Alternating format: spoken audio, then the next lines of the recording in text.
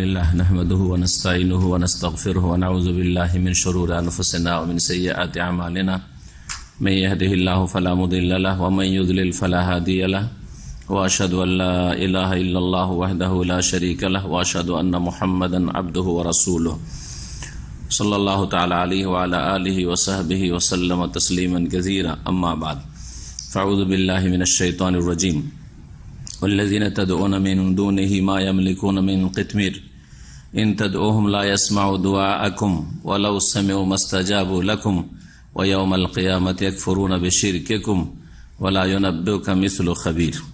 মহান আল্লাহর সমস্ত প্রশংসা যে আল্লাহ রাব্বুল আলামিন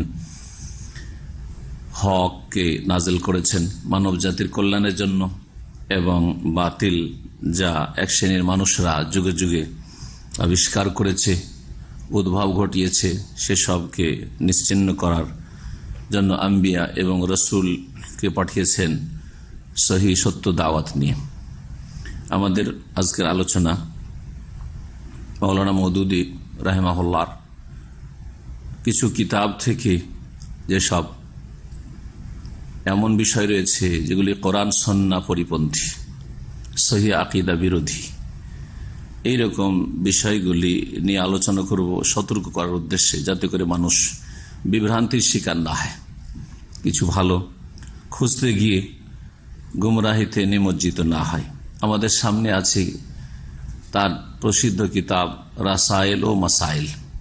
এই রাসায়েল ও মাসাইল কিতাবটি 4 খণ্ডে রয়েছে, এইরকম 4 খণ্ডে রয়েছে।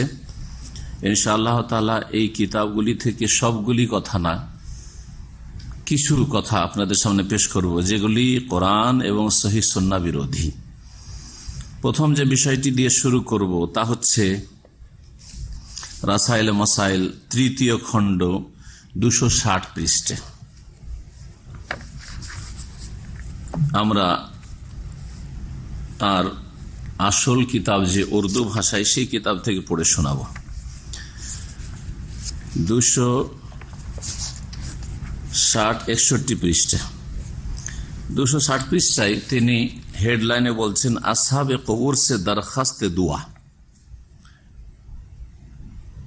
কবরবাসী যারা মুমিন মুমিনা তাদের কাছে দুয়ার দরখাস্ত করা।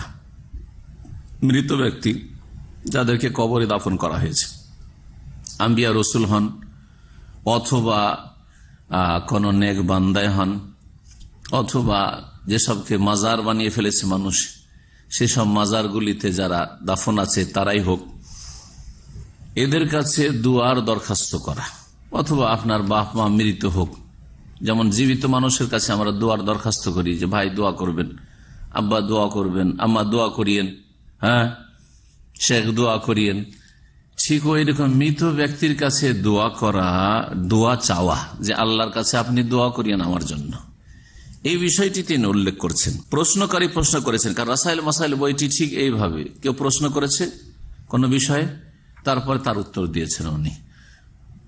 ওনার বিভিন্ন কিতাব যেগুলি তার লিখনী অথবা তার যে পত্রিকা ছিল তরজমানুল কোরআন, সেগুলিতে যেসব ভুলভ্রান্তি আপত্তিকর বিষয় অনেকে দেখেছেন, সেই সব বিষয়ে প্রশ্নগুলি রয়েছে, সেগুলির তিনি উত্তর দেওয়ার চেষ্টা করেছেন।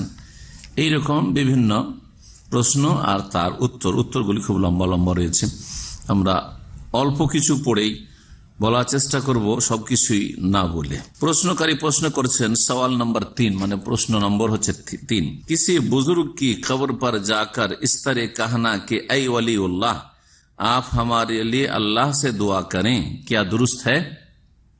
কোন বুজুর্গের কবর কাছে, বুজুর্গ তো বুঝছেন, হ্যাঁ কোন বুজুর্গ, হ্যাঁ বড় মানুষ, সে কবরের কাছে গিয়ে এ কথা বলা যে এই ওয়ালিউল্লাহ, হে আল্লাহর ওলি, আপ হামারে লিয়ে আল্লাহ সে দোয়া করে, আপনি আমাদের জন্য আল্লাহর কাছে দোয়া করুন।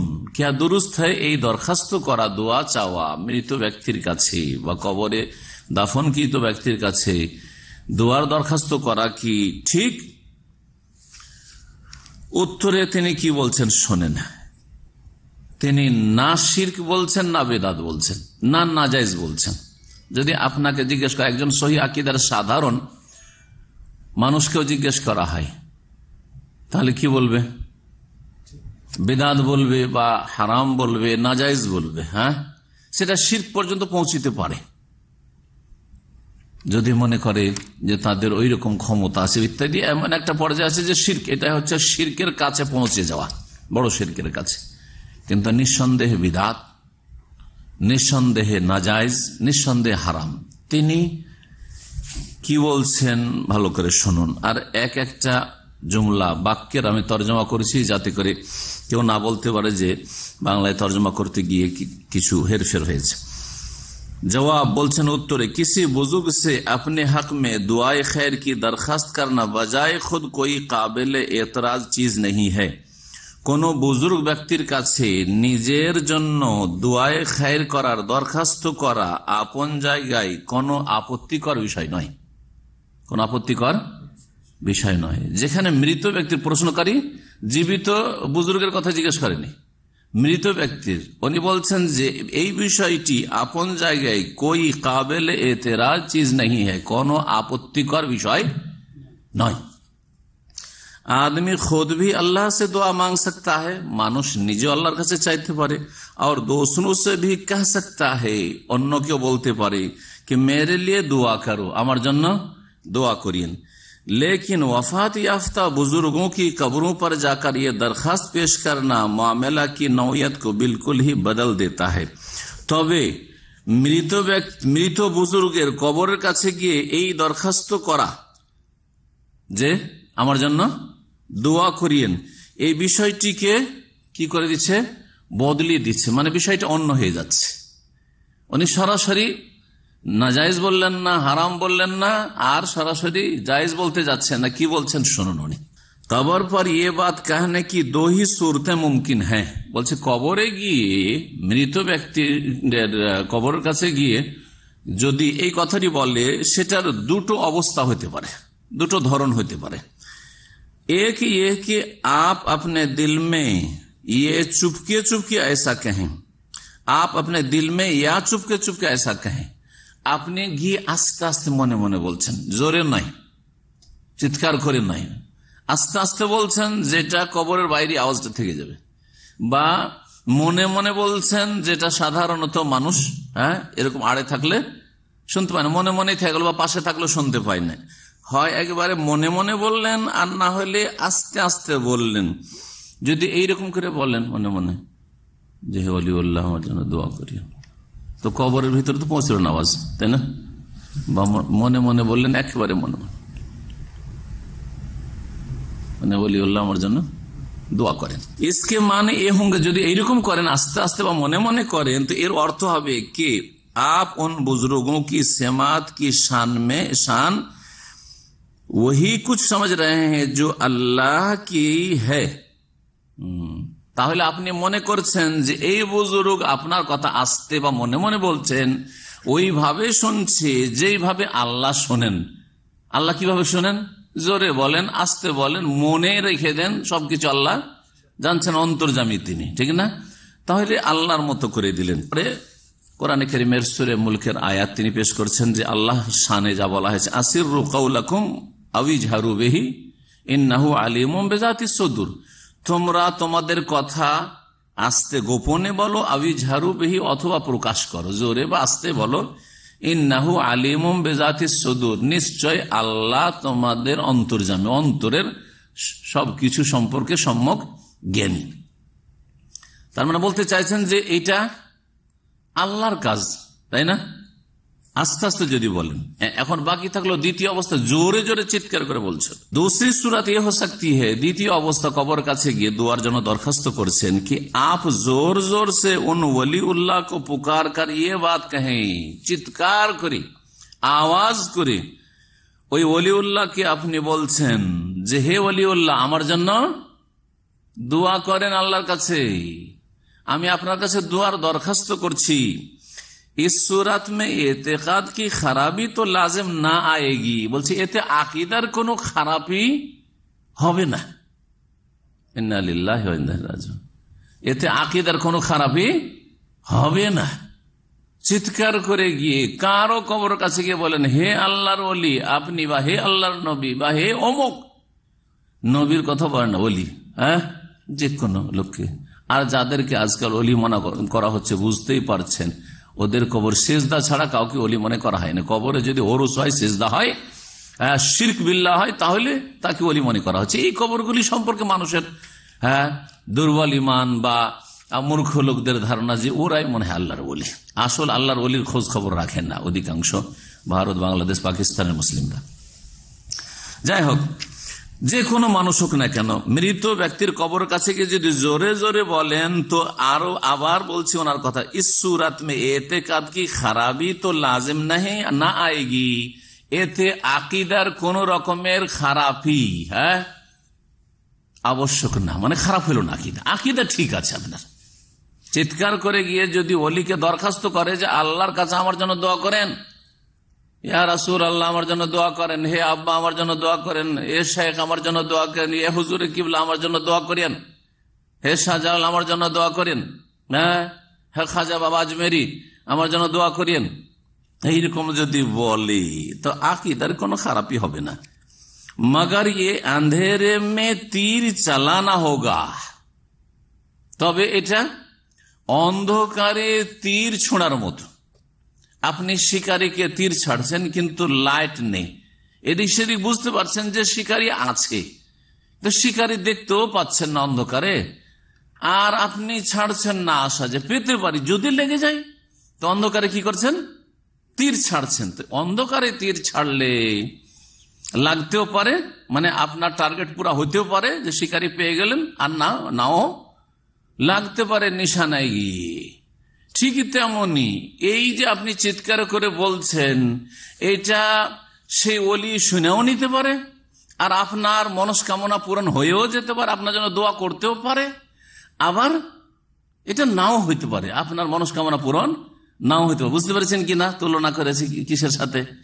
শিকারীকে ধরার জন্য বা শিকার করার জন্য অন্ধকারে তীর ছোড়া এর সাথে। তারপরের ব্যাখ্যাতে আরো স্পষ্ট হবে, যে কথাটি আমি ব্যাখ্যা করলাম সেটা আমার ব্যাখ্যা না, তিনি বলছেন অন্ধকারে তীর চালানোর মতো। শেখ সাফি রহমান মুবারকপুরি আমাদের ওস্তাদ, তিনি বলতেন যে কবরে গিয়ে কেউ দরখাস্ত করেছে, তাকে মৌলানা মওদুদী শিরক বলছে না, বলছে অন্ধকারে তীর ছাড়ছে সে। এ কথাটা আমাদেরকে পড়াইতে বলেছিলেন, এই কিতাব থেকে বলেছিলেন। কিতাব ধরে এরকম বলেননি, কিন্তু এমনিতে বলেছেন এই কন্ডিশনটা।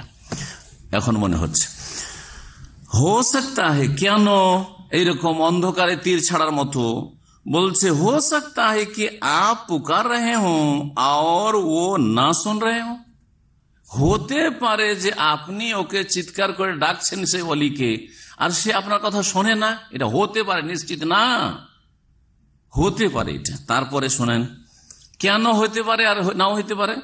क्योंकि सेमाए मौता का मसला मुख्तलिफ ही है, কারণ মৃত ব্যক্তি সব সময় শোনে কি শোনে না এই বিষয়টিতে দ্বিমত আছে, ইখতিলাফ রয়েছে। এখন এই বিষয়টি বুঝুন যে ইখতিলাফ কারা করেছে। বিদাতিরা ইখতিলাফ করেছে, এবং এই উক্তিটি যারা বলে মৃত ব্যক্তি সব সময় শোনে, এটি বিদাতি কথা। এইটি সাহাবায়ে কেরামদের কথা নয়, এইটি তাবেঈনদের কথা নয়, এটি তাবা তাবেঈনের কথা নয়, আসলে এটি সহিহ আকীদা নয়। জি, মৃত ব্যক্তি না শোনার দলিলগুলি আমি নকল করে নিয়ে এসেছি, বলবো এখানে। তার কথাটা পুরোটা শুনিয়ে দিই। উনি কি বলতে চাইলেন যে মৃত ব্যক্তি শোনে কি শোনে না, ইখতিলাফ আছে। হ্যাঁ, মৃত ব্যক্তিকে আল্লাহ যদি কোনো সময় শোনাতে চান কোনো কথা, তাহলে শুনতে পারে, এই ব্যাপারে একমত ওলামারা। যেমন বদরের কাফের নিহতদেরকে যখন কূপে নিক্ষেপ করা হয়েছে 70 জনকে, তখন নবী করিম সাল্লাল্লাহু আলাইহি ওয়াসাল্লাম তাদেরকে সম্বোধন করে কথা বলেছিলেন না, ইন্না কাদ ওয়াজাদনা মা ওয়াদানা রাব্বুনা হাক্কা ফাহাল ওয়াজাদতুম মা ওয়াদা রাব্বুকুম হাক্কা। তোমার রাদিয়াল্লাহু তাআলা বলেছেন, ইয়া রাসূলুল্লাহ তুকাল্লিম আজসাদান লা আরওয়াহা, এমন বডির সাথে কথা বলছে, দেহের সাথে, তাদের এইসব দেহেতে কোনো রূহ নাই, কি শুনছে ওরা? তখন নবী করিম সাল্লাল্লাহু আলাইহি ওয়াসাল্লাম বলেছেন যে তোমাদের চাইতে এই সময়, আল আন শব্দটি, এই সময়ে তোমাদের চাইতে বেশি তারা শুনছে। এই জন্য সহিহ আকীদার উলামাদের মত হচ্ছে এই বিষয়ে যে আল্লাহ যদি কোনো সময় বিশেষ ব্যক্তিকে বা কাউকে বিশেষ সময় শোনাতে চান তাহলে শোনে, সব সময় শোনে না। আসল হচ্ছে যে মৃত ব্যক্তি শোনে না, সেখানে গিয়ে কোনো কিছু করলে আপনি কোরআন খানি করছেন শোনে না, চিৎকার করছেন শোনে না, ডাকছেন শোনেন না, তাকে ডাকছেন অথবা তাকে বলছেন আল্লাহর কাছে দোয়া করে দেন, কোনোটাই শোনে না।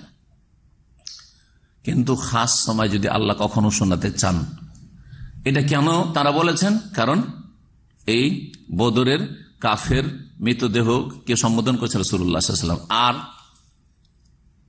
আর যখন দাফন করা হয়ে যায়, দাফন করা মুনকার নাকির আসে জিজ্ঞাসাবাদের জন্য, লোকেরা সব দাফন করে বিদায় নেই, উঠিয়ে বসানো হয়। সেই সময় হাদিস আছে ওয়া ইন্নাহু লা ইয়াসমাউ কারআনি আলাইহিম, তখন ওই যে মৃত ব্যক্তি উঠিয়ে বসানো হইল, মানুষের জুতো স্যান্ডেলের আওয়াজ শুনতে পায়, যে সব রেখে দিয়ে চলে গেল, পায়ের আওয়াজ শুনতে পায়, ঠিক না? কিন্তু ওই সময়টাই আর সবসময় শোনে, সেই জন্য এর দলিল নেই, বরং এর বিপরীত দলিল আছে, মৃত শুনে না, কোরআনে কারিমে আছে। উনি বলছেন যে বিষয়টিতে ইখতিলাফ আছে, সেই জন্য হতে পারে যে ওই সময় শোনে না। ये भी हो सकता है कि उनका सेमा तो मुमकिन हो, আর এটা হতে পারে যে মৃত ব্যক্তি আপনার ওলি বুজুর্গ শুনছেন, সম্ভব, मगर उनकी रूह उस वक्त वहां तशरीफ ना रखती हो, কিন্তু হতে পারে যে তার আত্মা সেখানে নেই, অন্য কোথাও আছে। और आप खामाखा खाली मकान पर आवाजें दे रहे हो, আর আপনি ফালতু ফালতু বিনা কাজে ওখানে আপনি শূন্য জায়গাতে, খালি জায়গাতে চিৎকার করছেন, আওয়াজ দিচ্ছেন। ये भी हो सकता है, এটা হতে পারে कि उनकी रूह तशरीफ फरमा तो हो मगर वो अपने रब की तरफ मशगूल हो। আবার এটাও হইতে পারে যে রূহ হয়তো ওই কবরে মৌজুদ আছে, যেখানে গিয়ে আপনি চিৎকার করে দরখাস্ত করছেন দুয়ার, কিন্তু সেই রূহ রবের সাথে, আল্লাহর সাথে ব্যস্ত আছে। সব কথাবার্তা করতে কি বললাম, কোন দলিলের ভিত্তিতে সব কথা? ये भी हो सकता है, हाँ बोलছেন তারপরে और मशगूल हो, और आप अपनी गर्ज के लिए चीख चीख कर उनको उल्टी अजियत दें। যেই সময় আল্লাহর সাথে সেই রূহ, বুজুর্গের রূহ, ওলির রূহ মশগুল আছে, সেই সময় আপনি চিৎকার যে করছেন, এতে হয়তো সেই আল্লাহর ওলিকে আপনি কষ্ট দিচ্ছেন। যেমন আমরা যদি কোনো কাজে ব্যস্ত থেকে আর সেই সময় কেউ চিৎকার করে কথা বলে, তো খারাপ লাগবে না, কষ্ট লাগবে না? ওই রকম আপনি কষ্ট দিচ্ছেন হয়তো। बोलते जो दुनिया में किसी नेक आदमी से दुआ कराने के लिए आप जाते हैं तो मुहज्जब तरीका से पहले मुलाकात होती है। दुनिया যদি কোনো জীবিত ব্যক্তির কাছে দোয়ার দরখাস্ত করতে চান, হ্যাঁ, তাহলে কি চিৎকার করে এসে বলবেন, হইচই করে? না, যাবেন, সালাম দেবেন, ভদ্রভাবে বসবেন বা ভদ্রভাবে কথা বলবেন, মুলাকাত করবেন। ফির আপ আরজে মুদ্দা কর, তারপরে আরজ করেন যে আমার জন্য দোয়া করিয়েন, আমার জন্য দোয়া করিয়েন।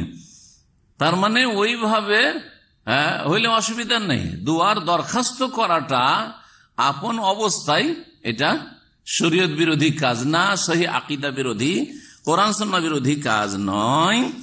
হতে পারে যে তীর লেগে যেতে পারে, হতে পারে নাও লাগতে পারে, বললো না? জি হ্যাঁ, এই হচ্ছে এই সম্পর্কে তার কথা। এখন কোরআন কারীমের আয়াত শোনায়, নবী করিম সাল্লাল্লাহু আলাইহি ওয়াসাল্লাম হাদিস শোনায়, দুটো আয়াত শোনায়, দুটো হাদিস শোনায়, কারণ বিষয়টি গুরুত্বপূর্ণ।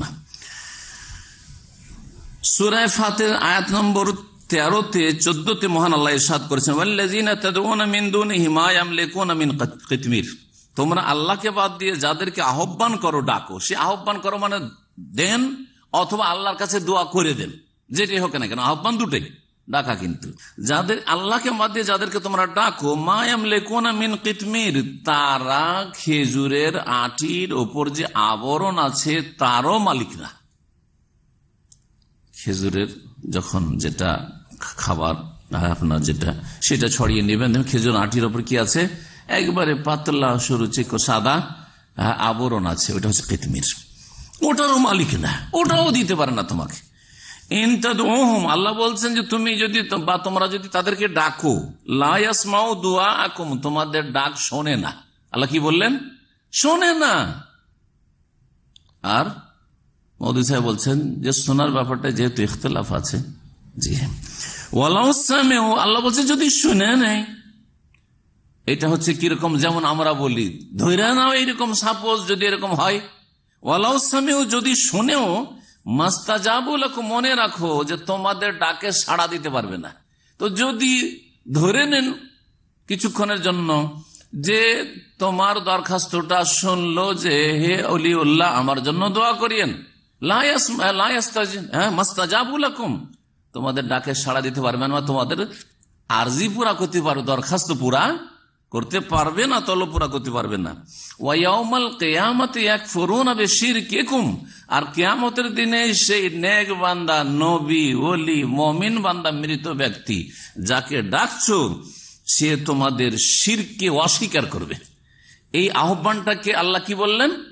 শিরক বললেন। বললেন যে তোমাদের এই কাজটাকে, এই শিরক শব্দ বলে দিয়ে আল্লাহ বলতে চাইলেন যে এই যে আচরণটা করছো, কবরে গিয়ে ডাকছো কাউকে, মৃত ব্যক্তিকে, হ্যাঁ, এটা হচ্ছে কি? শিরক। এটা হচ্ছে শিরক। ওয়ায়াউমাল কিয়ামাতি ইয়াকফুরুনা বিশিরকিকুম ওয়ালা ইউনাব্বিউকা মিসলু খাবীর, আর সূক্ষ্ম খবর যে সত্তা আল্লাহ রাখেন তার মতো কেউ সত্য কথা, হক কথা, সহি কথা বলতে পারে না।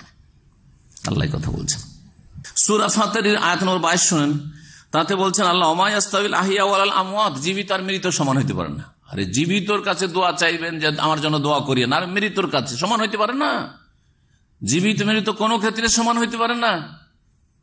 জীবিত ব্যক্তি যদি কমজোর থেকে কমজোরও হয়, তারপরেও কিছু চাইলে আপনাকে 2, 4, 10, 20 টাকা দিতে পারবে, কিছু তো দিতে পারবে, কিছু তো হেল্প করতে পারবে, তাই না?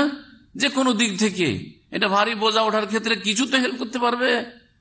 কিন্তু মৃত ব্যক্তি নিজে চলতেও পারে না, নিজে কাপড় পরিধানও করতে পারে না, নিজে গোসলও করতে পারে না, নিজের আতরও লাগাইতে পারে না, নিজে খাটে উঠতে পারে না, বিছানায় উঠতে পারে না, নিজে কবরেও নামতে পারে না, কোনোটাই করতে পারে না। যার ফলে একটা মৃতদেহকে অন্য লোকেরা গোসল করায়, অন্য লোকেরা পরিষ্কার পরিচ্ছন্ন করে, অন্য লোকেরা কাপড় পরিধান, কাফন পরিধান করায়, আর অন্য লোকেরা খাটে উঠিয়ে রাখে, অন্য লোকেরা খাট থেকে নামিয়ে নিয়ে গিয়ে কবরে রাখে। সুবহানাল্লাহ। তারপরও তার কাছে কি দরখাস্ত করবেন? আল্লাহ বলছেন, ওমা ইয়াস্তাবিল আহইয়া ওয়াল আমওয়াত, জীবিতরা আর মৃতরা সমান না। ইন্নাল্লাহ ইউসমিউ মান ইয়াশা, আল্লাহ যাকে চান শোনাতে পারেন, আল্লাহ শোনাতে পারেন যাকে চান। কিন্তু শোনো, ওমা আনতা বিমুসমিন মান ফিল কবুর, যারা কবরে চলে গেছে তাদেরকে হে নবী, হে মুসলিম, তুমি শোনাতে পারবে না। এর চাইতে স্পষ্ট কি লাগে? ওমা আনতা বিমুসমিন মান ফিল কবুর, যে কবরে চলে গেছে, বা যারা, মান বহু বচনের ক্ষেত্রে ব্যবহার হয়, যারা কবরে চলে গেছে, কবরবাসী, তাদেরকে তুমি শোনাতে পারো না। ওমা আনতা বিমুসমিন মান ফিল কবুর, সূরা ফাতির আয়াত নম্বর 22। মানুষ মারা গেলে আমল বন্ধ হয়ে যায়। দুনিয়ার যেমন ডিউটি, চাকরি, ব্যবসা সব বন্ধ হয়ে যাবে, কথা বলা বন্ধ হয়ে যাবে, খাওয়া দাওয়া বন্ধ হয়ে যাবে, স্বামী স্ত্রী মিলন বন্ধ, সব বন্ধ হবে না? হবে না? ঠিকই তেমনই দোয়া করা বন্ধ হয়ে যাবে। নিজের জন্য দোয়া করা বন্ধ হয়ে যাবে, অন্যের জন্য দোয়া করা বন্ধ হয়ে যাবে। না অন্যের জন্য দোয়া করা থাকবে? চিন্তা করুন, সহিহ মুসলিমের হাদিস, প্রিয় মুহাম্মদ সাল্লাল্লাহু আলাইহি ওয়াসাল্লাম বলছেন, আবু হুরায়রা রাদিয়াল্লাহু তাআলা আনহু থেকে বর্ণিত, আন্না রাসূলুল্লাহ সাল্লাল্লাহু আলাইহি ওয়াসাল্লাম কাল, বলছেন রাসূলুল্লাহ, ইযা মাতাল ইনসানু ইনকাতা আনহু আমালুহু, মানুষ যখন মারা যায় তখন তার আমল কি হয়ে যায়? ইনকাতা, বন্ধ হয়ে যায়, স্টপ হয়ে যায়। ইল্লা মিন সালাসা, 3টি চলতে থাকে, সে কাজ করতে থাকে না, এগুলি করেছে যে জন্য পৌঁছেছে, কিছু নেকি পৌঁছিতে থাকছে, এইরকম গোনাও পৌঁছে থাকে, গোনার রাস্তা খুলে গেলে। ইল্লা মিন সালাসা, 3টি ভালো রাস্তা খোলা আছে। ইল্লা মিন সাদাকাতিন জারিয়া, এমন সাদাকা সেটা যদি কন্টিনিউ হয়, এমন সাদাকা সেটা থেকে এখনো মানুষ লাভবান হচ্ছে, উপকৃত হচ্ছে। আও ইলমিন ইউনতাফা বিহি, অথবা এমন বিদ্যা, জ্ঞান ছেড়ে গেছে যা দিয়ে মানুষরা উপকৃত হচ্ছে। যতদিন লাভবান হবে ততদিন পর্যন্ত নেকি পৌঁছতে থাকবে। ইমাম বুখারী রাহমাহুল্লাহ সহিহ বুখারী থেকে কিয়ামত পর্যন্ত লোকের উপকৃত হচ্ছে, নেকি পৌঁছিতে আছে, নেকি পৌঁছিতে আছে। এইভাবে সমস্ত আইম্মায়ে কেরাম, ওলামায়ে কেরাম আর দ্বীনের খাদেমদের অবস্থা, হ্যাঁ, লিখনি হোক অথবা তাদের আলোচনা হোক, তা দিয়ে যদি মানুষ লাভবান হয় তাহলে তাদের কাছে নেকি পৌঁছিতে থাকবে। কিন্তু আগেই করে গেছেন, এমন নয় যে মরার পরে কিছু করছেন, তারা আমল বন্ধ হয়ে গেছে তাদের। আও ওয়ালাদিন সালিহিন ইয়াদউ লাহু, অথবা নেক সন্তান ছেড়ে গেছে, সেই নেক সন্তান দোয়া করছে, ছেলেমেয়েরা দোয়া করছে। প্রথম কথা, সন্তান নেক হইতে হবে, আর 2 নম্বরে যদি জীবিত সন্তানরা দোয়া করে, মৃতের দোয়া করার কথা কোনো প্রশ্নই ওঠে না। মারা গেছে, আমল বন্ধ হয়ে গেছে, ইনকাতা আমালহু। আরেকটি হাদিস শোনাই, নবী করিম সাল্লাল্লাহু আলাইহি ওয়াসাল্লামের সাহাবীরা, একজন সাহাবী কোনদিন রাসূলুল্লাহ সাল্লাল্লাহু আলাইহি ওয়াসাল্লাম কবর মোবারকের কাছে গিয়ে বলেছেন যে ইয়া রাসূলুল্লাহ উদুলি, আমার জন্য দোয়া করিয়েন, ফাইন্নী ফি মুসিবাতিন, আমি খুব মুসিবতে আছি। বলেছেন, কোন প্রমাণ কেউ দিতে পারবে? বরং এর বিপরীত প্রমাণ সহিহ বুখারীর হাদিসে বলছি। যে হাদিসটি বললাম যে মানুষ মারা গেলে আমল বন্ধ হয়ে যায়, সহিহ মুসলিমের হাদিস, হাদিস নম্বর 3084। যে হাদিসটি বলতে যাচ্ছি যে রাসূলুল্লাহ সাল্লাল্লাহু আলাইহি ওয়াসাল্লামের তিরোধানের পরে কেউ কবরের কাছে গিয়ে রাসূলুল্লাহ সাল্লাল্লাহু আলাইহি ওয়াসাল্লামের কাছে দোয়ার দরখাস্ত করেননি, কারণ তারা জানতেন যে তিনি মারা গেছেন, তার কাছে আর দোয়ার দরখাস্তের সুযোগ নেই। এখন তার ছেড়ে যাওয়া দ্বীনের প্রতি আমল করতে হবে। দোয়া কার কাছে চাইতে যেতেন? জীবিতদের কাছে। জীবিতর কাছে দোয়া চাইতে যাচ্ছেন, অথচ শরীয়তে যদি রাস্তা থাকতো যে মৃতের কাছে দোয়া চাওয়া যাবে, কবরে যিনি চলে গেছেন তার কাছে দোয়া চাওয়া যাবে, তাহলে রাসূলুল্লাহ সাল্লাল্লাহু আলাইহি ওয়াসাল্লামের কাছে দোয়া না নিয়ে অন্য কারো কাছে দোয়া নিতে যেতেন সাহাবারা। তারা বুঝতেন না কেন জুনিয়রের কাছে দোয়া নিতে, সিনিয়রের কাছে দোয়া পাবো তো, ঠিক কিনা? শোনেন হাদিস, আনাস বিন মালিক রাদিয়াল্লাহু তাআলা আনহু বর্ণিত বলছেন, আন্না ওমর ইবনে খাত্তাব রাদিয়াল্লাহু আনহু কানা ইযা কাহাতু, ওমর রাদিয়াল্লাহু তাআলার আমলে যখন বৃষ্টি দেখা দিত, বৃষ্টি হচ্ছে না, ইস্তাসকা বিল আব্বাস ইবনে আব্দুল মুত্তালিব, আব্বাস বিন আব্দুল মুত্তালিব রাসূলুল্লাহ সাল্লাল্লাহু আলাইহি ওয়াসাল্লামের চাচা, আব্দুল মুত্তালিবের ছেলে, যিনি মুসলিম ছিলেন, তার কাছে ইস্তিসকার জন্য দোয়া চাইতেন যে আল্লাহর কাছে বৃষ্টির দোয়া করে দেন, আমাদের জন্য দোয়া করে দেন। দোয়া কার কাছে চাইতে যেতেন? আব্বাস রাদিয়াল্লাহু তাআলার কাছে, যেহেতু তিনি জীবিত। আর বলতেন ফাকাল, আর বলতেন আল্লাহুম্মা ইন্না নাকুন্না নাতাওয়াসসালু ইলাইকা বিনাবিয়িনা ফাতাসকিনা, হে আল্লাহ, তোমার সান্নিধ্য লাভ করতাম আমরা আমাদের নবীর মাধ্যমে, তখন ফাতাসকিনা, আমাদেরকে আপনি পানি দিতেন, বৃষ্টি দিতেন নবী সাল্লাল্লাহু আলাইহি ওয়াসাল্লামের জীবদ্দশায়। এখন নবী যেহেতু আমাদের বিচে নন, সেই জন্য ইন্না নাতাওয়াসসালু ইলাইকা বিআম্মি নাবিয়িনা, এখন আমাদের নবীর চাচার মাধ্যমে সান্নিধ্য লাভ করছি। তাওয়াসসুল মানে করবা, তোমার নৈকট্য লাভ করছি, অর্থাৎ তোমার নবীর চাচার কাছে দুয়ার দরখাস্ত করছি। ফাসকেনা, সুতরাং আমাদেরকে কি দেন? বৃষ্টি দান করুন। কালা ফায়ুস কাউন, তখন বৃষ্টি হইতো, তখন বৃষ্টি হইতো। কেন সাহাবায়ে কেরামগণ কেউ এই মাসলা জানলেন না যেটা মাওলানা মওদুদী জানলেন? যে মৃত ব্যক্তির কাছে চাওয়াটা আপন অবস্থায় যদি এরকম হয়, তো এটা এমন আকীদায় এতে কোনো খারাপি আসে না। যখন আকীদায় খারাপি আসে না, সাহাবীরা একবারও, তাও রাসূলুল্লাহ ওলিও না, রাসূলুল্লাহ সাল্লাল্লাহু আলাইহি ওয়াসাল্লামের কাছে গিয়ে দরখাস্ত করলেন, ইয়া রাসূলুল্লাহ উদউ লানা, আমাদের জন্য দোয়া করেন, আমাদের এই সমস্যা। সেই সময় কত সমস্যা এসেছে, কত না সমস্যা, মদিনার উপর হামলা হয়েছে, মক্কায় হয়েছে, আরো কত জুলুম অত্যাচার হয়েছে, আর কত রকমের আপদ বিপদ এসছে। কখনো রাসূলুল্লাহ সাল্লাল্লাহু আলাইহি ওয়াসাল্লামের কাছে কবরের কাছে গিয়ে দরখাস্ত করেন নাই। বুঝলেন তাহলে যে আকীদার ইখতিলাফ, আমাদের সাথে যে দূরত্ব জামাত ইসলামীর এবং দ্বিমত মাওলানা মওদুদীর, যিনি জামাত ইসলামীর প্রতিষ্ঠাতা, আর মাওলানা মওদুদী এই জামাত ইসলামীর আদর্শ, জি হ্যাঁ, তার সাথে আমাদের শুধু ফিকহি মাসলা মাসাইলে ইখতিলাফ নেই, বরং আকীদাতে ইখতিলাফ রয়েছে, মানহাজে ইখতিলাফ রয়েছে। ইনশাআল্লাহ তাআলা এই বিষয়গুলি একটা আলোচনাতে সবার জন্য আমি বলবো, যারা বেশি লম্বা এসব শুনতে না পারবে তারা ওইটা শুনে নেবে যে এই সমস্যাগুলি আছে, আর বাকি এগুলো অতিরিক্ত যদি জানতে হয় তো এই কিতাব খুলে খুলে যখন বলেছি বা বলছি, ওগুলো থেকে আপনারা তার সত্যতা যাচাই করে নেবেন এবং দেখে নেবেন, শুনে নেবেন। দ্বিতীয় যে বিষয়টি আজকে আলোচনা করব সেটা হচ্ছে মাওলানা মওদুদী রাহিমাহুল্লাহ তার রাসাইল মাসাইল 4th খণ্ড 132 পৃষ্ঠায় রাসূলুল্লাহ সাল্লাল্লাহু আলাইহি ওয়াসাল্লামকে কেউ যদি গালমন্দ করে, রাসূলুল্লাহ সাল্লাল্লাহু আলাইহি ওয়াসাল্লামের কেউ মানহানি করে, তার সম্পর্কে কি বলেছেন এই বিষয়টি শুনুন, যেটা আহলে সুন্নাত ওয়াল জামাতের আকীদা এবং মতের পথের খেলাফ।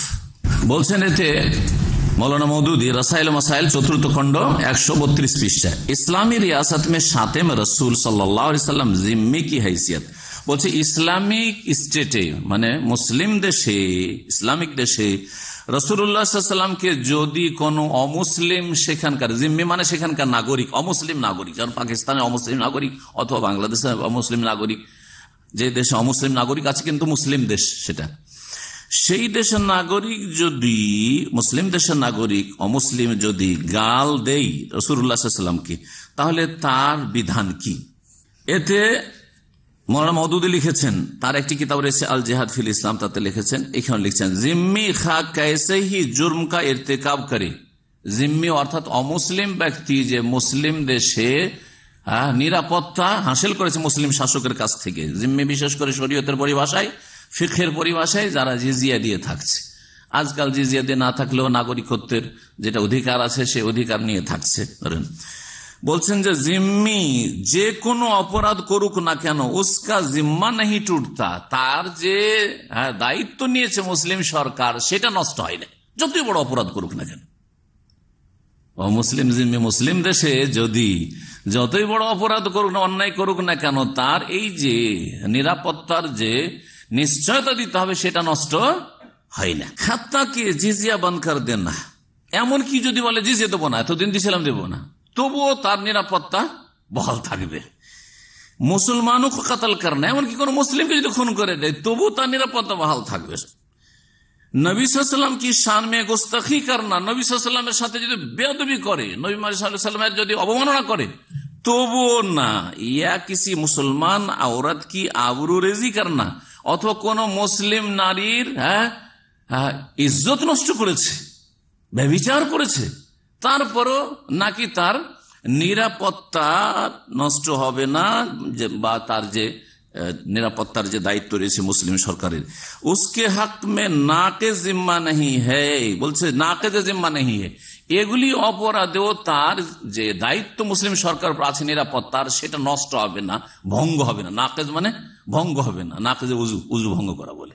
বলছে শুধু দুটো অবস্থাতে তার যে নিরাপত্তার নিশ্চয়তা দেওয়া হয়েছে সেটা নষ্ট হবে। अलबत्ता सिर्फ दो सूरतें ऐसी हैं कि जिनमें अक़द जिम्मा बाकी नहीं रहता, তখন যে জিম্মার একটা চুক্তি রয়েছে সেটা বাকি থাকবে না। কি এক ये कि वो दारुल इस्लाम से निकले, মুসলিম দেশ থেকে বেরিয়ে চলে গেল, और दुश्मनों से जा मिले, যদি শত্রুদের সাথে মিলে যায়।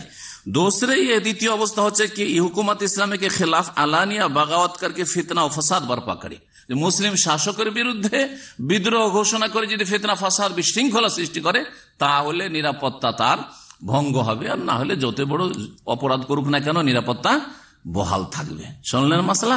জি হ্যাঁ। এই মাসআলা সম্পর্কে শাইখুল ইসলাম ইবনে তাইমিয়া রাহিমাহুল্লাহ কি বলছেন, শাইখ ইবনে বাজ রাহিমাহুল্লাহ কি বলছেন, হ্যাঁ, আর আইম্মা আর বা তার আগে চার ইমাম আবু হানিফা, শাফি, মালিক, আহমদ রাহিমাহুল্লাহ তারা কি বলেছেন, খুব সংক্ষেপে শোনাই বিষয়টি। আল্লামা ইবনে বাজ রাহিমাহুল্লাহ বলছেন কাল আল কাজী আয়াজ, ইমাম কাজী আয়াজ বলছেন, মুসলিমের যে ভাষ্য আপনার ইমাম নববী রাহমাতুল্লাহ, তাতে ইমাম কাজী আয়াজের খুব উনি উদ্ধৃতি দিয়েছেন।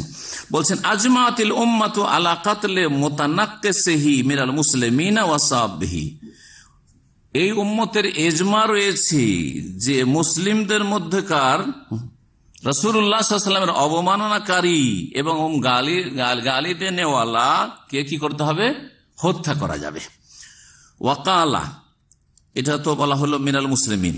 ওয়াকালা মুহাম্মদ বিন সুহনুন মিন আইম্মাতিল মালিকিয়া, মালিকিয়াদের আরেকজন ইমাম মুহাম্মদ বিন সুহনুন তিনি বলছেন আজমাল উলামা, উলামাদের ইজমা রয়েছে আলা আন্না শাতিমান নবী সাল্লাল্লাহু আলাইহি ওয়াসাল্লাম মুতানাক্কিস লাহু কাফির, কি ইজমা রয়েছে যে নবী সাল্লাল্লাহু আলাইহি ওয়াসাল্লামকে যে গালমন্দ করবে বা মানহানি করবে সে হচ্ছে কাফির, মুসলিম থাকলে সে কাফির হবে। ওয়াল ওয়াইদু জা আলাইহি বিআযাবিল্লাহি লাহু, আর এর জন্য আল্লাহর আযাবের কঠোর শাসানির কথা রয়েছে। ওয়া হুকমুহু ইনদাল উম্মাতি আল কাতলু, আর মুসলিম উম্মার কাছে তার বিধান হচ্ছে হত্যা, মৃত্যুদণ্ড। ওমান শাক্কা ফি কুফরিহি, কেউ যদি সন্দেহ করে যে নবী সাল্লাল্লাহু আলাইহি ওয়াসাল্লামকে গালমন্দ করেও কাফির হবে না আর তার আযাব হবে না, কাফারা, সেও কাফির হবে। নবী সাল্লাল্লাহু আলাইহি ওয়াসাল্লামকে গালমন্দ করছে, মানহানি করছে, আর তাকে যদি কেউ মুসলিম মনে করে তাহলে সেও মুসলিম থাকবে না। এর উপর ইজমা রয়েছে। ইনতাহা। দুই ইমামের উক্তি হলো। এখন ইমাম ইবনে তাইমিয়া রাহিমাহুল্লাহর কথা শুনে, কালা শাইখুল ইসলাম ইবনে তাইমিয়া রাহিমাহুল্লাহ আবুল আব্বাস ইবনে তাইমিয়া রাহিমাহুল্লাহ বলছেন ওয়াকাদ রাত্তাবতুহু আলা আরবা'i মাসাইল। ইমাম ইবনে তাইমিয়া রাহিমাহুল্লাহর একটি কিতাবই আছে, তার কিতাবের নাম হচ্ছে আস-সারিমুল মাসলুল আলা শাতিমির রাসূল। নাঙ্গা তরবারি, নাঙ্গা তরবারি বুঝেন তো, মানে খোলা তরবারি, খোলা তরবারি আলা শাতিমির রাসূল, রাসূল সাল্লাল্লাহু আলাইহি ওয়াসাল্লামকে গালমন্দকারীর উপর কিতাবের নাম। ওতে বিস্তারিত আলোচনা করেছেন। তো 4টি অধ্যায় নিয়েছেন, 4টি মাসালা বলছেন উনি, বলছেন যে ওয়াকাদ রাত্তাবতুহু আলা আরবা'i মাসাইল, এই কিতাবটিকে আমি বিন্যস্ত করেছি 4টি বিষয়ের উপর। আল মাসআলাতুল, প্রথম বিষয় হচ্ছে এই বিষয়ে যে আন্নাসাবা ইউকতালু সাওয়াউন কানা মুসলিমান আও কাফিরান, যে গালমন্দ করবে রাসূলুল্লাহ সাল্লাল্লাহু আলাইহি ওয়াসাল্লাম তাকে কি করা হবে, মৃত্যুদণ্ড দেওয়া হবে, সে মুসলিম হোক আর কাফের হোক, সে জিম্মি হোক। মুসলিম হইলো মৃত্যুদণ্ড তার শাস্তি, আর কাফের হলো মৃত্যুদণ্ড তার শাস্তি। মুসলিম দেশে মুসলিম শাসক বাস্তবায়ন করবে, জনগণ না। আল মাসআলাতুস সানিয়া, দ্বিতীয় বিষয় হচ্ছে ফি আন্নাহু ইয়াতাআয়্যানু কাতলুহু ওয়া ইন কানা জিম্মিয়ান, তাকে অবশ্যই খুন করতে হবে, মৃত্যুদণ্ড দিতে হবে যদিও সে জিম্মি হোক। মানে আমি জিজিয়া করে দিয়ে আমি তো নিরাপত্তা হাসিল করেছি, আমি তো এই দেশের নাগরিকত্ব হাসিল করেছি, আমি এখানে তো নিশ্চয়তা পেয়েছি আমার জানমালের সুরক্ষার, কিন্তু তুমি তোমার রক্তকে হালাল করেছো রাসূলুল্লাহ সাল্লাল্লাহু আলাইহি ওয়াসাল্লামকে গাল দিয়ে বা তার অবমাননা করে। ওয়াইন কানা জিমিয়ান ফালা ইয়াজুজুল মান্নু আলাইহি ওয়ালা মুফাদাত, সুতরাং তার উপর অনুগ্রহ করে ক্ষমা করা জায়েজ নয়, অথবা তার কাছ থেকে মুক্তিপণ, যে তোর কাছ থেকে এত টাকা নিয়ে এলাম, তোর এত টাকা কি করা হলো, ফাইন করা হলো, আর তোকে মাফ করে দেওয়া হলো, জরিমানা করা হলো, সেটাও জায়েজ নয়। আস-সারিমুল মাসলুল আলা শাতিমির রাসূল কিতাবে তিনি বলছেন। ইবনে তাইমিয়া রাহিমাহুল্লাহ আরো বলছেন, উলামা কেরামদের উক্তিগুলি নকল করার পরে এই বিষয়ে বাদান মা নাকালা আকওয়াল আল উলামা ফি শাতিমির রাসূল ওয়া মুতানাক্কিসি ফি কিতাবি আস-সারিমুল মাসলুল আলা শাতিমির রাসূল ওয়া তাহরিরুল কওলি ফিহি, সার কথা, মুদ্দা কথা হচ্ছে এই যে আন্নাসাব বা ইনকানা মুসলিমান, যদি গালমন্দকারী রাসূলুল্লাহ সাল্লাল্লাহু আলাইহি ওয়াসাল্লামকে মুসলিম হয়, আন্নাহু ইয়াকফুরু, সে কাফির হয়ে যাবে, ওয়ায়ুকতালু বিগাইরি খিলাফিন, কোন দ্বিমত নাই, তাকে মৃত্যুদণ্ড দেওয়া হবে। ওয়া হুয়া মাযহাবুল আইম্মাতুল আরবা ওয়া গায়রুহুম, এটি হচ্ছে 4 মাযহাবের ইমামদের মত। ওয়া ক্বালা ইবনে হাম্বল, ইমাম আহমদ বিন হাম্বল বলেছেন, সামি'তু আবা আব্দুল্লাহ ইয়াকুলু মান শাতামা, ইমাম আহমদ বিন হাম্বল বলছেন, আর হাম্বল আরেকজন তার শাগির্দ বলছেন যে মান শাতামা রাসূল আও ইনতাকাসাহু মুসলিমান কানা আও কাফিরান, যে ব্যক্তি রাসূলুল্লাহ সাল্লাল্লাহু আলাইহি ওয়াসাল্লাম গালমন্দ করবে, সে অথবা মানহানি করবে, সে মুসলিম হোক অথবা কাফের হোক, ফালাইহিল কাতলু, তাকে কি করতে হবে, মৃত্যুদণ্ড দিতে হবে। ওয়া আরা আন ইউকতালা ওয়ালা ইউস্তাতাব, আর আমার মতে তাকে মৃত্যুদণ্ড দিতে হবে, তার তওবা তার কাছ থেকে চাওয়া হবে না যে তুমি এখনো সংশোধন করো, তুমি যদি তওবা করে নাও তাহলে চিন্তা করা হবে তোমার মাফ হবে না, কোনো তওবা না, যে অপরাধ করেছে তাতে তার মৃত্যুদণ্ড হচ্ছে তার হদ, এটি হচ্ছে শাস্তি। সুতরাং তওবাকুল মাফ। মাজমু ফাতাওয়া ইবনে বাজ রাহিমাহুল্লাহ 6ষ্ঠ খণ্ড 254 পৃষ্ঠা। এই হচ্ছে কোরআন সুন্নাহর উলামায়ে কেরামদের, আইম্মায়ে কেরামদের মত। আর মওদুদি বলছে যে একমাত্র 2টো অবস্থাতে শুধু জিম্মি কাফেরকে মুসলিম দেশে মৃত্যুর দণ্ড দেওয়া যাবে, আর যদি রাসূল গালমন্দ করে তবুও না, মুসলিম নারীর সাথে ব্যভিচার করে তবুও, ধর্ষণ করে তবুও না, আর খুন করে মুসলিমকে তবুও না। আউযুবিল্লাহ। এই ছিল 3য় খণ্ডের কথা। এখন রাসাইল ও মাসাইল 2য় খণ্ডতে কয়েকটি বিষয় রয়েছে, তার মধ্যে পৃষ্ঠা হচ্ছে 35, পৃষ্ঠা নম্বর হচ্ছে 35, 2য় খণ্ড। ওতে কি আছে, ওতে সহিহ বুখারীর হাদিসকে অস্বীকার, মানা যাবে না। বলছেন কি যে যারা দাবি করে যে বুখারীর সব হাদিস সহিহ, সেটা আমি মানি না। আশ্চর্য, শুনেন তার ভাষায় बोलते इसलिए ये दावा करना सही नहीं कि बुखारी में जितनी अहादीस दर्ज हैं उनके मज़ामिन भी जूं का तू बेला तनकीद कबूल कर लेना चाहिए। বলছে যে এই দাবি করা ঠিক নয় যে বুখারীতে যত হাদিস সংকলিত হয়েছে সবগুলির বিষয়বস্তু যেভাবে এসেছে সেটা বিনা কোনো আপত্তিতে কবুল করতে হবে, এটা এই দাবিটা সহি সহি নয়।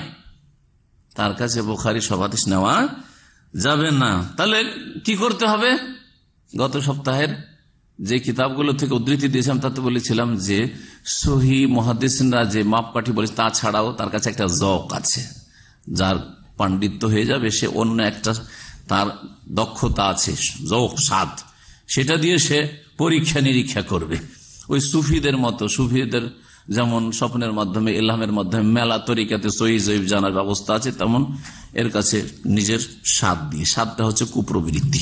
জি হ্যাঁ, স্বাদটা যেটা বলতে চাইছে তিনি তো স্বীকার করবেন না বা তার লোকেরা, কিন্তু সেটা হচ্ছে খেয়াল খুশি, যেটা আমাকে মনের মতো লাগলো সেটাকে সহি বলে দিলাম, এই যেটা মনের উল্টো লাগছে আমার যুক্তির খেলাফ লাগছে সেটাকে এই ঠিক নয়, এটা যদিও সনদ সহি বলে দিলাম। এটি তো ইত্তেবাউল হাওয়া, কুপ্রবৃত্তির অনুসরণ।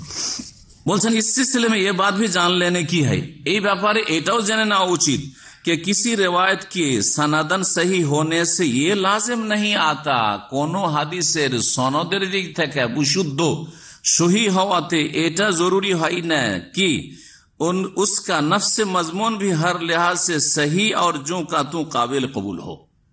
যে হাদিসের সনদ সহি হইলে যে তার বিষয়বস্তুটা ওইভাবেই সহি হবে বা গ্রহণযোগ্য হবে না, এটা আবশ্যক নাই, এটা আবশ্যক নাই। এই ছিল তার এই কথা। আর তারপরে আরো এই বিষয়টি কয়েক জায়গায় তিনি বলেছেন, যেটা প্রথম খণ্ডে আছে এই হাদিসের সহি জয়ীফের বিষয়টি। এখানে আর একটি বিষয় আছে, যেটা বিষয় যেহেতু ভিন্ন সেই জন্য পরে ওটাতে আবার ফিরে আসি না। সহি হাদিসকে রিজেক্ট করা, প্রথম খণ্ড রাসাইল ও মাসাইল 176 পৃষ্ঠা এবং 184-85, 176, 184-85 দেখি আমরা এখন। 176 पृष्ठाয় বলছেন मौलाना मौदूदी, आइमा मुस्ताहिदीन ने जो कुछ फरमाया वो बिल्कुल सही है और मैं भी उसका कायल हूँ, लेकिन मैंने जो कुछ लिखा है उसका मतलब ये है कि बसा औक़त सही इस्नाद हदीस मतन के एतबार से कमजोर पहलू रखती है। বলছে आइमा मुस्ताहिदीनরা যা কিছু লিখেছেন ঠিক, और আমিও বলছি সেটা, लेकिन কিন্তু मैंने जो कुछ लिखा है, যা আমি লিখেছি যে হাদিস সবটা সহি বুখারী বা সহি হইলে সনদ সহি হইলে নেওয়া যাবে না, যে লিখেছি কেন বলছে যে বাসা औक़त सही इस्नाद हदीस मतन के एतबार से कमजोर पहलू रखती है, কখনো কখনো সনদের দিক থেকে সহি হাদিস মতনের দিক থেকে, মানে যে বিষয়বস্তুটা হাদিস আছে ওর দিক থেকে দুর্বল, তাতে দুর্বল দিক আছে। और किताब सुन्नत से जो दूसरी मालूमात हमको हासिल हुई है, कुरान सुन्नत থেকে অন্য যে নলেজ গুলি হাসিল হয়েছে उनके साथ उनका उसका मतन मुताबिकत नहीं रखता। এতে দেখা যাচ্ছে যেই সহি সনদের হাদিসটা রয়েছে অন্য যে নলেজটা আমরা হাসিল করেছি কোরআন সুন্নাহ থেকে, সেই নলেজটার সাথে সাংঘর্ষিক হয়ে যাচ্ছে, একরকম হচ্ছে না, এরকম হয়ে যায়। এইরকম যদি অবস্থা হয়ে যায়, উনি একটা কাল্পনিক অবস্থা তৈরি করছেন যে কোরআন সুন্নাহ আমাদের কাছে অলরেডি নলেজ আছে একটা, আর একটা হাদিস সহি সনদ আসলো, সেই সনদের থেকে বর্ণিত যে হাদিসটা আছে সে তার বিষয়বস্তুটা আমাদের যে নলেজগুলি আছে তার সাথে কি সাংঘর্ষিক, সামঞ্জস্যশীল নয়। এইরকম যদি হয়ে যায় তো ऐसे हालत में नागुजीर हो जाता है, এইরকম অবস্থায় আমাদের জন্য আমরা নিরুপায় হয়ে যাই যে দুটোর একটা করতে হবে। কি করতে হবে? ইয়া উস হাদিস কি তাবিল কি যায়, ওই হাদিসের অন্য কোনো ব্যাখ্যা করতে হবে, তাবিল অপব্যাখ্যা বা দূরের ব্যাখ্যা, অন্য কোনো ব্যাখ্যা করতে হবে। আর ইয়া উসে রদ কিয়া যায়, অথবা হাদিসটা কি করতে হবে? রিজেক্ট, রদ করে দিতে হবে। ওনার কাছে কিছু জানা আছে, সেটার সাথে মিলছে না কথা সহি হাদিসের, সেজন্য সহি হাদিসের বিষয়বস্তুটাকে কি করতে হবে? রদ করে দিতে হবে, রিজেক্ট করে দিতে হবে।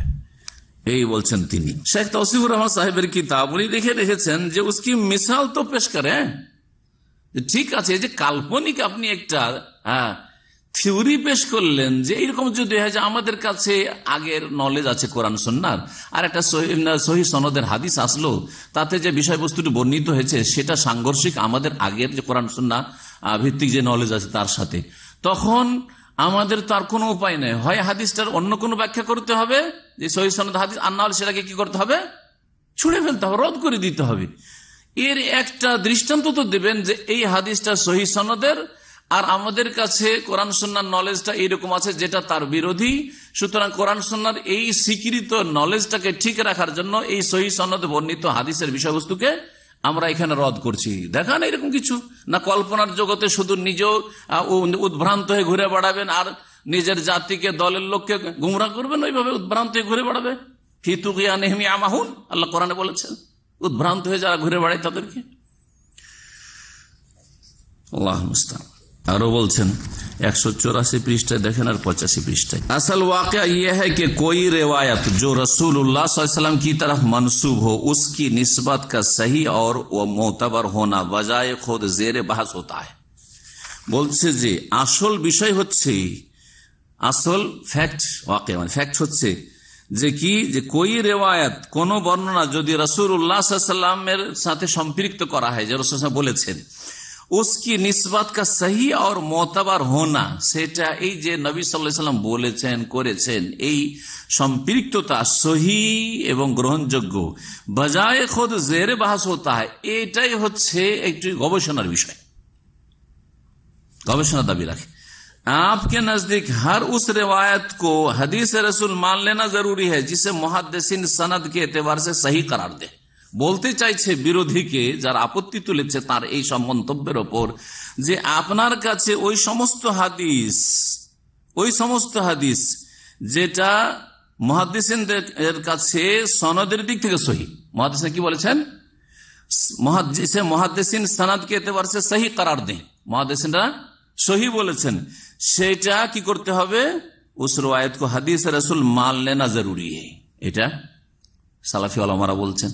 জি হ্যাঁ, এটাই সালাফে সালেহিনদের আদর্শ, যে তারপরে মুস্তালাহুল হাদিস, উল হাদিসের উলামায়ে কেরাম যে সনদ সহি এবং সেই হাদিস মানসুখ না, আর সেই হাদিস মারজু না, শাজ না, মুনকার না, যঈফ না, সুতরাং সেটা মুহকাম, তো কি করতে হবে, সেটা মেনে নিতে হবে।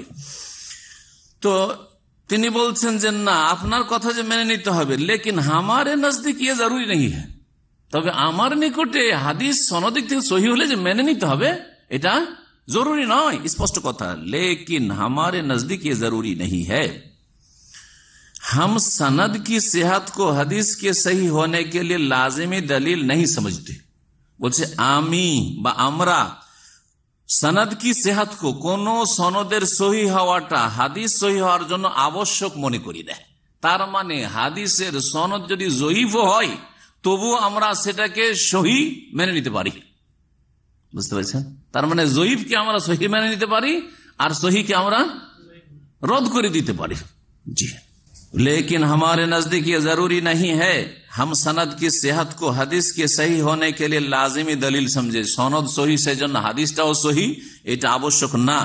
हमारे नजदीक सनद किसी हदीस की सेहत मालूम करने का वाहिद जरिया नहीं है। আমাদের নিকটে কোন হাদিসের সহি জানার জন্য শুধু সনদটা সহি হওয়াটাই মাধ্যম নয়, শুধু একটি মাধ্যম না, আরো মাধ্যম আছে, আরো মাধ্যম আছে।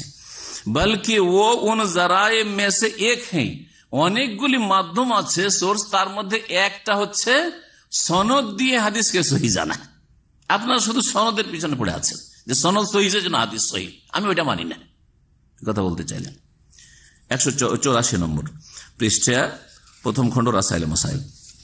185 পৃষ্ঠা দেখেন তিনি কি বলছেন, हम इस अमर का इल्तिजाम नहीं कर सकते कि महज इल्म रिवायत की बहम पहुंचाई हुई मालूमात पर पूरा पूरा एतमाद करके हर उस हदीस को जरूरी हदीस रसूल तस्लीम कर लें। बोलছেন যে আমরা इस अमर का इल्तिजाम नहीं कर सकते, এটা পাবন্দি করতে পারি না। কি পাবন্দি করতে পারি না? कि महज इल्म रिवायत की बहम पहुंचाई हुई मालूमात, इल्म रिवायत মানে সনদের যে ইলম, হ্যাঁ, হাদিসের যে জ্ঞান, উসুলে হাদিসের যে সহিহ জয়ীফের যে কায়দা কানুনগুলি, এগুলির ভিত্তিতে पूरा पूरा एतमाद करके, पूरा निर्भर করে এসবের ওপর हर उस हदीस को जरूरी हदीस रसूल तस्लीम कर लें, যে সহি বলেছে সেই জন্য সেটা হাদিস রসুল বলে মেনে নেব, এটার পাবন্দি করতে পারি না। जिसे उस इल्म के रूह से सही करार दिया हो, এই উসুলে হাদিসের কায়দা কানুনে যে ইলম রয়েছে তাতে সহি বলা হয়েছে, সেজন্য আমরা পাবন্দ সেটাকে সহি মানতেন না। आप हमारी इस राय से इत्तेफाक ना करें, হতে পারে যে আমার এই মতের সাথে আপনারা একমত না হন বা হবেন না হয়তো, जिस तरह हम आपकी इस राय से इत्तेफाक नहीं करते, যেমন আপনাদের মতের সাথে আমি একমত নই। বুঝা গেছে? যেমন আপনারা মত পোষণ করছেন যে সনদ সহি হইলে হাদিস সহি, আমি ওর বিপরীত মত রাখি, আপনাদের মতের সাথে একমত নয়, যেমন আপনারা আমার মতের সাথে একমত নন। দাড়ি সম্পর্কে শোনা মৌলানা মওদুদের কয়েকটা স্তর গেছে। একসময় ক্লিন শেভ, আর মনে হয় কি এই কিতাবটা ওই যুগে লেখা হয়েছে, অথবা ক্লিন শেভ থেকে ওই শিয়া মার্কা দাড়ি যখন রাখা শুরু করেছে খচখচিয়া, সেই যুগে মনে হয় এই কিতাব রাসাইল মাসাইল লিখেছে। কারণ তিনি যে কিছু কিছু ফোকাহারা, যেমন হানাফি ফাকিরা, হানাফি আলেমরা বলে এক মুষ্টি বলে, এই এক মুষ্টিও মানতে রাজি না। এমন কি এমন এমন কথা বলেছেন উনি দাড়ি সম্পর্কে, যে দাড়ি শেখ তৌসিফ রেখে রেখেছেন দাড়ি বিদাত, দাড়ি কি রাখা কি বিদাত, যে তার কথা থেকে ওইটি বোঝা যায়। দাড়ি যেন পাবন্দ করা, দাড়িকে উনি সুন্নাত পন্থা বলতে চাননি, দাড়িকে আরবদের আদাত মানে ট্রেডিশন বলে দিয়েছেন। যেমন মিশরের গুমরাহদের ফতোয়া শুনেছিলাম, মওদুদি এরকম কথা বলবে, এটা কল্পনাতে ছিল না। মিশরের দুটো দল আছে গুমরাহ। একটা দল আছে যারা বলে দাড়িটা হচ্ছে হাজি আদাতুল আরব, এটা হচ্ছে আরবদের ট্রেডিশন, এটা ইসলামের। যেমন ট্রেডিশন হচ্ছে পাগড়ি, ট্রেডিশন হচ্ছে জুব্বা পরা, ট্রেডিশন হচ্ছে এইরকম আরবদের রুমাল, এক যুগে পাগড়ি পড়তো এখন রুমাল, ওই রকমই দাড়িটা ট্রেডিশন। তো ট্রেডিশন বলবেন যে আফুল্লোহা ট্রেডিশন, আর বাড়াইতে বলবেন নাকি রাসূল সাল্লাল্লাহু আলাইহি ওয়াসাল্লাম। যদি আরবরা এমনি রাখতো, যেমন নবী করিম সাল্লাল্লাহু আলাইহি ওয়াসাল্লাম বড় চুল রেখেছেন, সেটা ইবাদতগত সুন্নত নাই। তারপরে যদি নবী সাল্লাল্লাহু আলাইহি ওয়াসাল্লামের এরকম চুল ছিল সেজন্য কেউ রাখে, তো আশা করি তার নিয়তের উপরে সওয়াব পাবে, কিন্তু সেটাকে সুন্নাহ বলবো না। কারণ সাহাবায়ে কেরামরা বা নবী করিম সাল্লাল্লাহু আলাইহি ওয়াসাল্লামের এমন কোন উক্তি নেই যে তোমরা এরকম করে বড় চুল রাখো, যেটাকে আমাদের সে লোকেরা বাবরি চুল বলে বা কি চুল বলে, সুন্নতি চুল বলে। কিন্তু দাড়ির ব্যাপারে তো 3 রকম দলিল আছে। নবী সাল্লাল্লাহু আলাইহি ওয়াসাল্লাম নিজে দাড়ি রেখেছেন, প্রত্যেক সাহাবী, এমন কোন সাহাবীর প্রমাণ নেই যে একজন সাহাবী দাড়ি মুন্ডন করতেন বা রাখতেন না, কোন হাদিস আছে? নেই। দাড়ি সকলে রেখেছেন, সকল আম্বিয়াদের দাড়ি ছিল। হারুন আলাইহিস সালাম দাড়ি ছিল, কোরআনে কারিমে রয়েছে। জি হ্যাঁ, ইয়াবনা উম্মা লা তাখুয বিলিহিয়াতি ওয়ালা বিরাসি। মুসা আলাইহিস সালাম যখন দাড়িটা ধরেছিলেন, হে আমার মায়ের সন্তান, তুমি আমার দাড়ি ধরিও না, আমার মাথার চুল ধরিও না। লাহিয়া আম্বিয়া রাসূলগণের সুন্নাত, সমস্ত প্রাচীন সুন্নাত দাড়ি রাখা। দাড়ি রাসূল রাখতে বলেছেন, তাকিদ করেছেন রাখো। দুই হইল, নিজে রেখেছেন, সাহাবীরা রেখেছেন, আর রাখতে হুকুম করেছেন। তৃতীয় হচ্ছে যে দাড়ি মুন্ডন করতে নিষেধ করেছেন, আর বলেছেন যে মুশরিক, অগ্নিপূজক, কাফেরদের বিরোধিতা করো, ফাইন্নাহুম ইয়াহলিকুনা লিহিম, তারা দাড়ি মুন্ডন করে, তোমরা দাড়ি মুন্ডন করবে না। এই জন্য সঠিক মত হচ্ছে দাড়ি রাখা ওয়াজিব ইবাদত, ওয়াজিব এবং ইবাদত।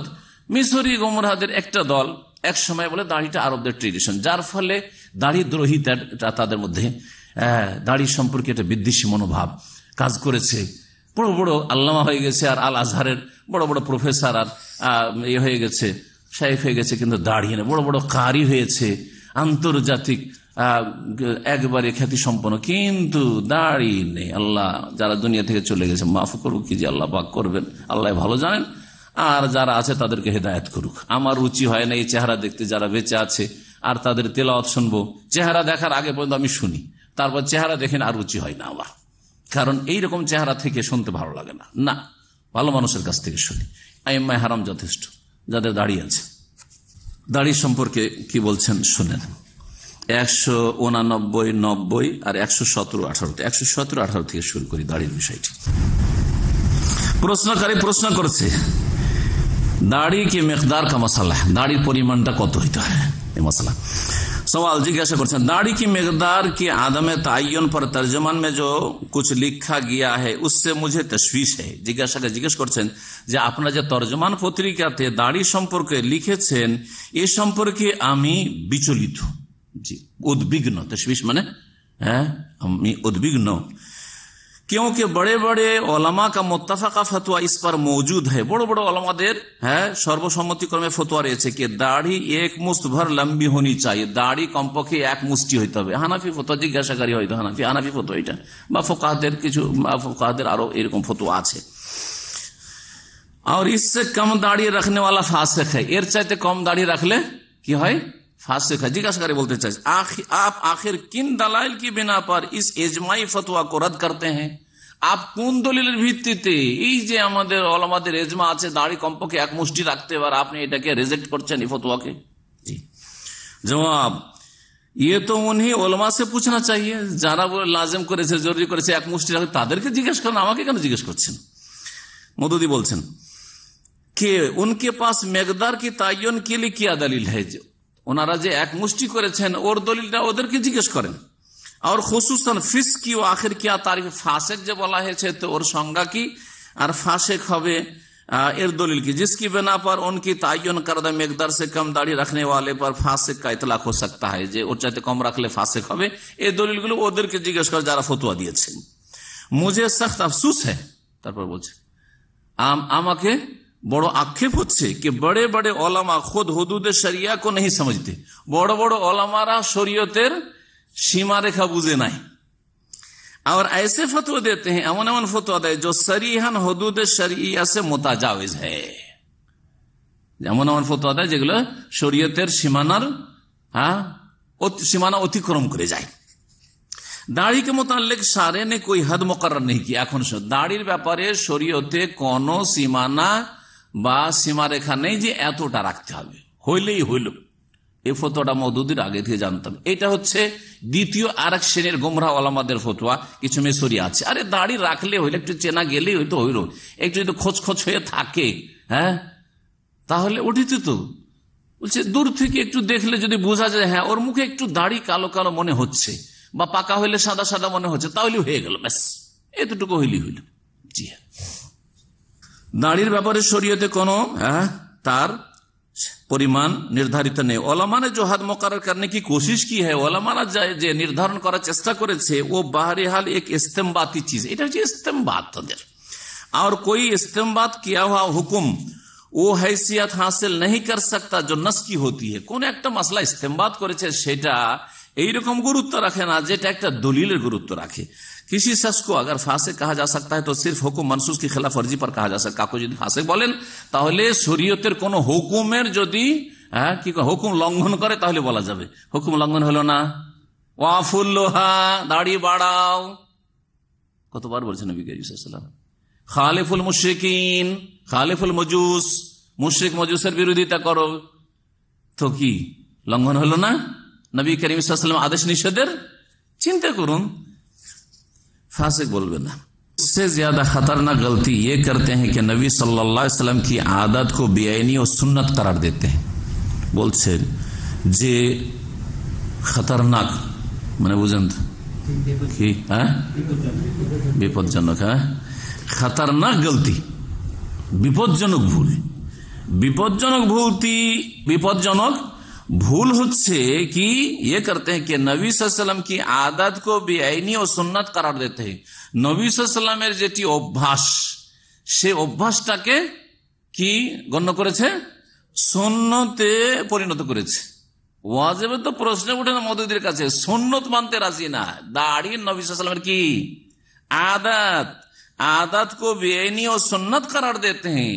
নবী সাল্লাল্লাহু আলাইহি ওয়াসাল্লাম আদত অভ্যাস যেটা ছিল, অভ্যাসগত বিষয় ছিল দাড়ি রাখা, আরবরা রাখতেন, উনিও রেখেছেন, এটাকে সুন্নত গণ্য করা হয়েছে। জিসকে এটা কি, এটা হচ্ছে খতরনাক গলতি, এটা হচ্ছে কি বিপজ্জনক ভুল। जिसके कायम वो जारी करने के लिए आप मबूस हुए थे। दरहाले की सुन्नत कायम করার জন্য নবী সাল্লাল্লাহু আলাইহি ওয়াসাল্লাম প্রেরিত হয়েছেন, আর নবী সাল্লাল্লাহু আলাইহি ওয়াসাল্লামের আদতকে আপনারা সুন্নত বানিয়ে ফেললেন, এটা তো বিপজ্জনক ভুল। दरहाल के जो उमूर आपने आदतन किए हैं उन्हें सुन्नत बना देना और तमाम दुनिया के इंसानों से मुतालबा करना कि वो सब उन आदत को इख्तियार कर लें, अल्लाह और उसके रसूल के का हरगिज मंशा ना था। आश्चर्य कथा বলছেন যে সত্যিকার অর্থে যেই বিষয়গুলি হচ্ছে যে বিষয়গুলি এমন যেগুলি নবী সাল্লাল্লাহু আলাইহি ওয়াসাল্লাম অভ্যাসগতভাবে করেছেন, जो उमूर आपने आदतन किए हैं, যেই কাজগুলি নবী সাল্লাল্লাহু আলাইহি ওয়াসাল্লাম অভ্যাসগতভাবে করেছেন,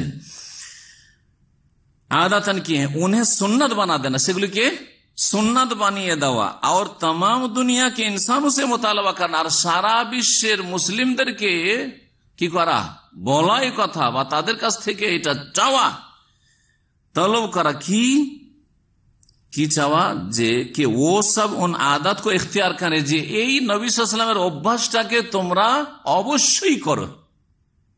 উনি এখন আদত বলে বলছেন যে এইটাকে সবাইকে দাড়ি রাখতে বলা, যে তোমরা দাড়ি রাখো, এই কথা। আল্লাহ और उसके रसूल का हरगिज मनशा ना था, আল্লাহ এবং তার রাসূল সাল্লাল্লাহু আলাইহি ওয়াসাল্লামের এটা উদ্দেশ্য ছিল না যে নবী সাল্লাল্লাহু আলাইহি ওয়াসাল্লামের অভ্যাসগুলিকে আপনারা সুন্নত মনে করে দেন আর সারা বিশ্বের মুসলিমদেরকে বলেন যে তোমরাও করো। অর্থাৎ ইসলামের এটা উদ্দেশ্য নয় যে নবী সাল্লাল্লাহু আলাইহি ওয়াসাল্লাম অভ্যাসগত হিসাবে দাঁড়িয়ে রাখলেন আর আপনারা সেটা সুন্নত মনে করে চাইতে লাগে। এটা আল্লাহ চাননি, রসুল চান নাই। মানসা মানে চাওয়া, জি হ্যাঁ, এটা আল্লাহ এবং রসুলের চাওয়া নয়, তারা চাননি।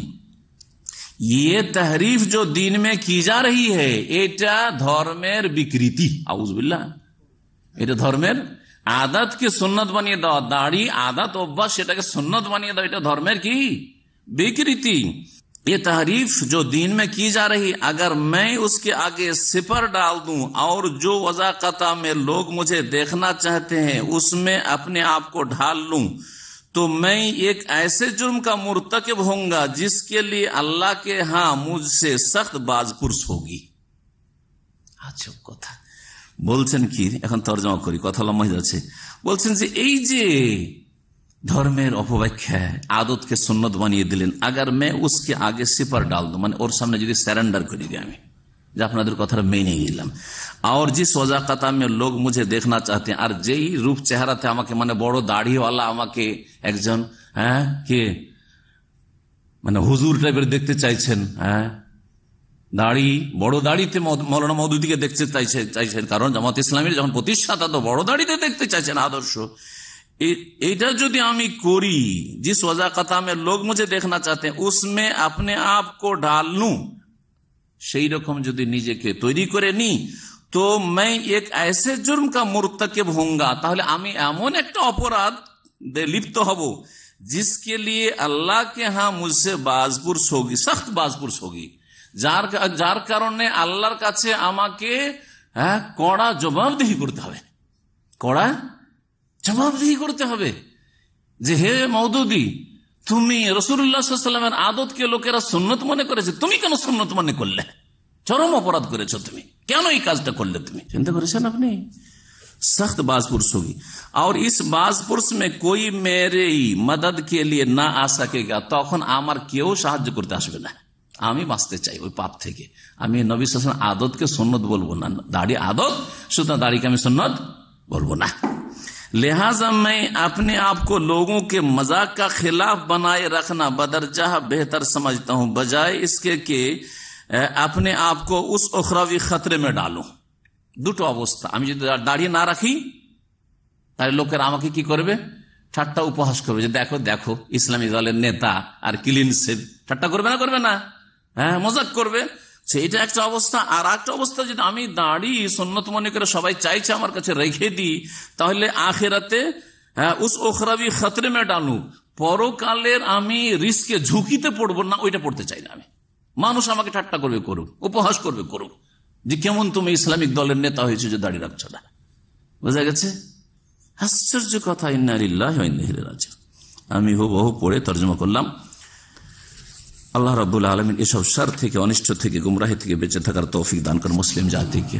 আবার বলছি, কোরআন সুন্নাহর আলেমদের, সালাফে সালেহিনের সহি ফতোয়া হচ্ছে যে দাড়ি রাখা আদাত তো নয়, গুমরাহি এটি কথা, সুন্নাত তো নয়, এটিও ভুল ফতোয়া, বরং ওয়াজিব। আর তার পেছনে তিনটি কারণ বললাম, যে রাসূলুল্লাহ সাল্লাল্লাহু আলাইহি ওয়াসাল্লামের কওলি হাদিস রয়েছে, বচনও রয়েছে, ফেলি হাদিস রয়েছে, কর্ম রয়েছে, আর কাফেরদের সাথে চেহারা আর মিল রাখতে নিষেধ করেছেন, তাদের বিরোধিতা করতে বলেছে রাসূলুল্লাহ সাল্লাল্লাহু আলাইহি ওয়াসাল্লাম। রফুল ইয়াদাইন, এই যে হাত উঠে নামাজ পড়া, যদি একটা সুন্নতের মাসালা, তো এটাকে উনি বিদাত বলতে গেছেন, করাও বিদাত না করাও বিদাত। আজব কথাবার্তা ওনার এক্সপ্লেন ব্যাখ্যায় আশ্চর্যজনক। 163 পৃষ্ঠা একটু দেখে নিই। ওটা रफ़-ए-दैन संपर्क आलोचना करते हैं। रफ़-ए-दैन करना या ना करना, आमीन जोर से कहना या आहिस्ता कहना और ऐसे ही दूसरे उमूर सिर्फ उसी वक्त तक शरई अमाल है जब तक कोई शख्स उनके तर्क या फेल को इस बिना पर इख्तियार करे कि उसकी तहकीक में साहिब शरीयत से ऐसा ही साबित है। जो रफ़-ए-दैन करा और ना करा, কেউ করছে অথবা করছে না, আমিন জোরে কেউ বলছে অথবা আস্তে বলছে, হ্যাঁ, उसका करना उसके उनके तर्क या फेल को इस बिना पर इख्तियार करे, যদি এর উপর ভিত্তি করে নেই গ্রহণ করে कि उसकी तहकीक में साहिब शरीयत से ऐसा ही साबित है, ওর গবেষণাতে রাসূলুল্লাহ সাল্লাল্লাহু আলাইহি ওয়াসাল্লামের সুন্নাত হচ্ছে রফেদান করা ধরেন, সেই জন্য করছে, অথবা রফেদান না করা সেই জন্য করে না। আমিন জোরে বলা ওর কাছে এটাই গবেষণায় স্পষ্ট হয়েছে, সেই জন্য আমিন জোরে বলে, আসতে হয়েছে ওইটাই করে। যদি এইরকম হয় তো বলছেন साहिब शरीयत से ऐसा ही साबित है या ये कि ऐसा करना दलाइल शरिया की बिना पर अर्जा औला है, তার কাছে যে দলিলগুলি দলিলের দিক থেকে সে শক্তিশালী মনে করছে, এইরকম যদি করে তো ঠিক আছে। मगर जब यही अमल, তার কাছে এটা ঠিক লেগেছে বলে করেছে, কিন্তু मगर जब यही अमल किसी मखसूस फिरके के शियार बन जाए, এই আমলগুলো যদি কোনো একটা দলের প্রতীক হিসাবে চিহ্নিত হয়, প্রতীক হিসাবে জানা যায়, যেমন রফায়দান করা যদি ভারত বা বাংলাদেশের রফায়দান যদি করে কেউ, তার মানে জেনে নেবে যে কি আছে, আহলে হাদিস আছে।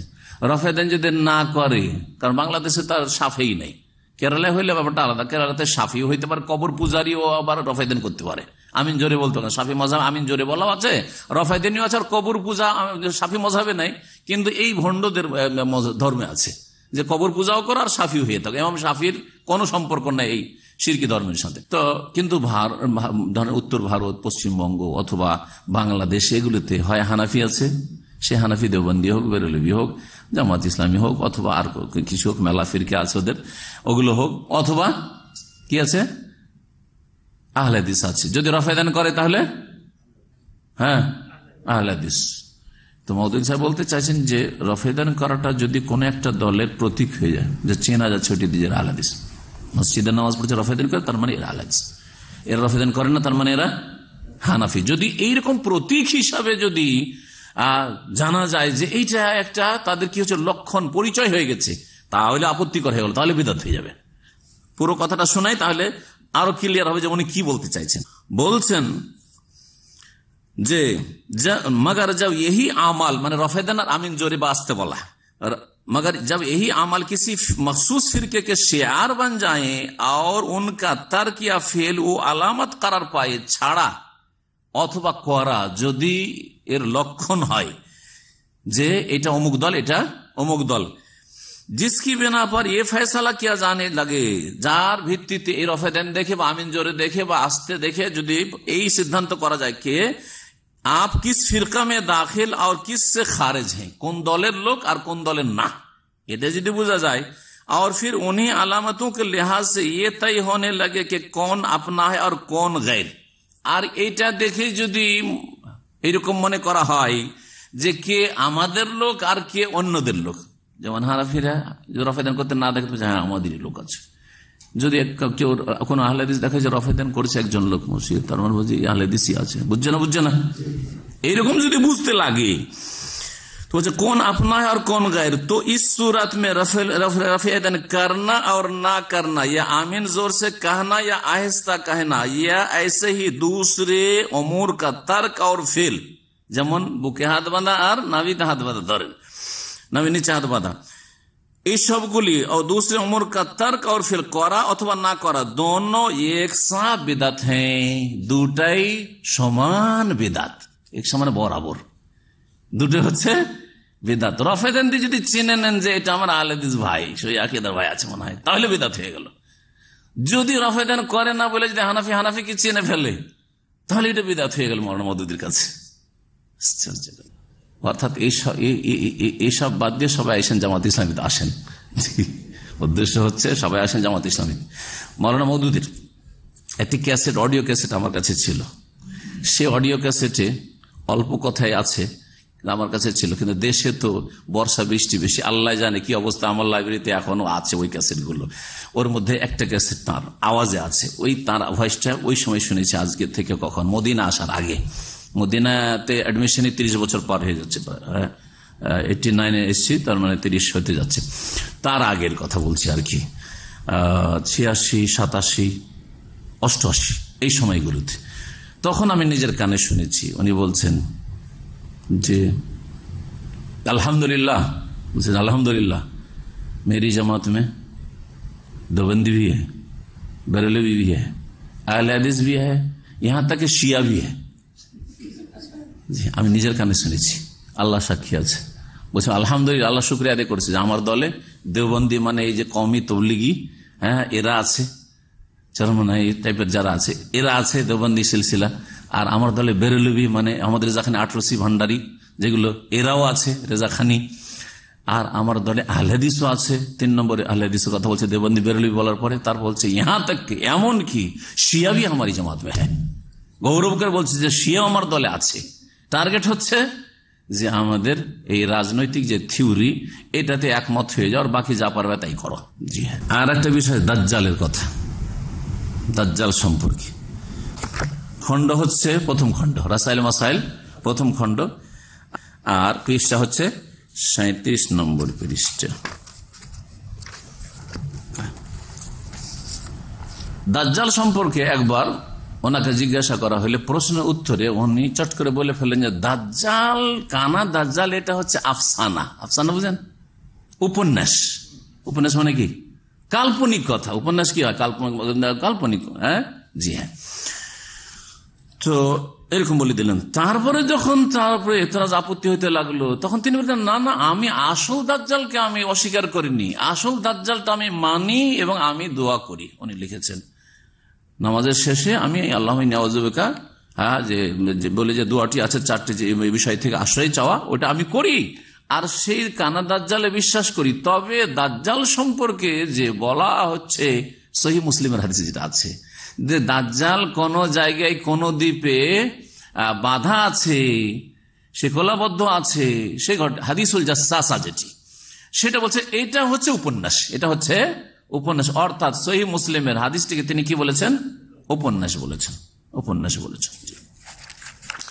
একটু ওনার কথা শুনে। তরজমাল কোরআন, রমজান 64 হিজরি, সেপ্টেম্বর অক্টোবর 1945 লিখা, 1945 লেখা, জামাত ইসলামী প্রতিষ্ঠার পরে পরে এই বইটি লিখা, 1945 খ্রিস্টাব্দের লিখা এই বইটি বা তরজমাল কোরআন এই বিষয়টি লিখেছেন উনি।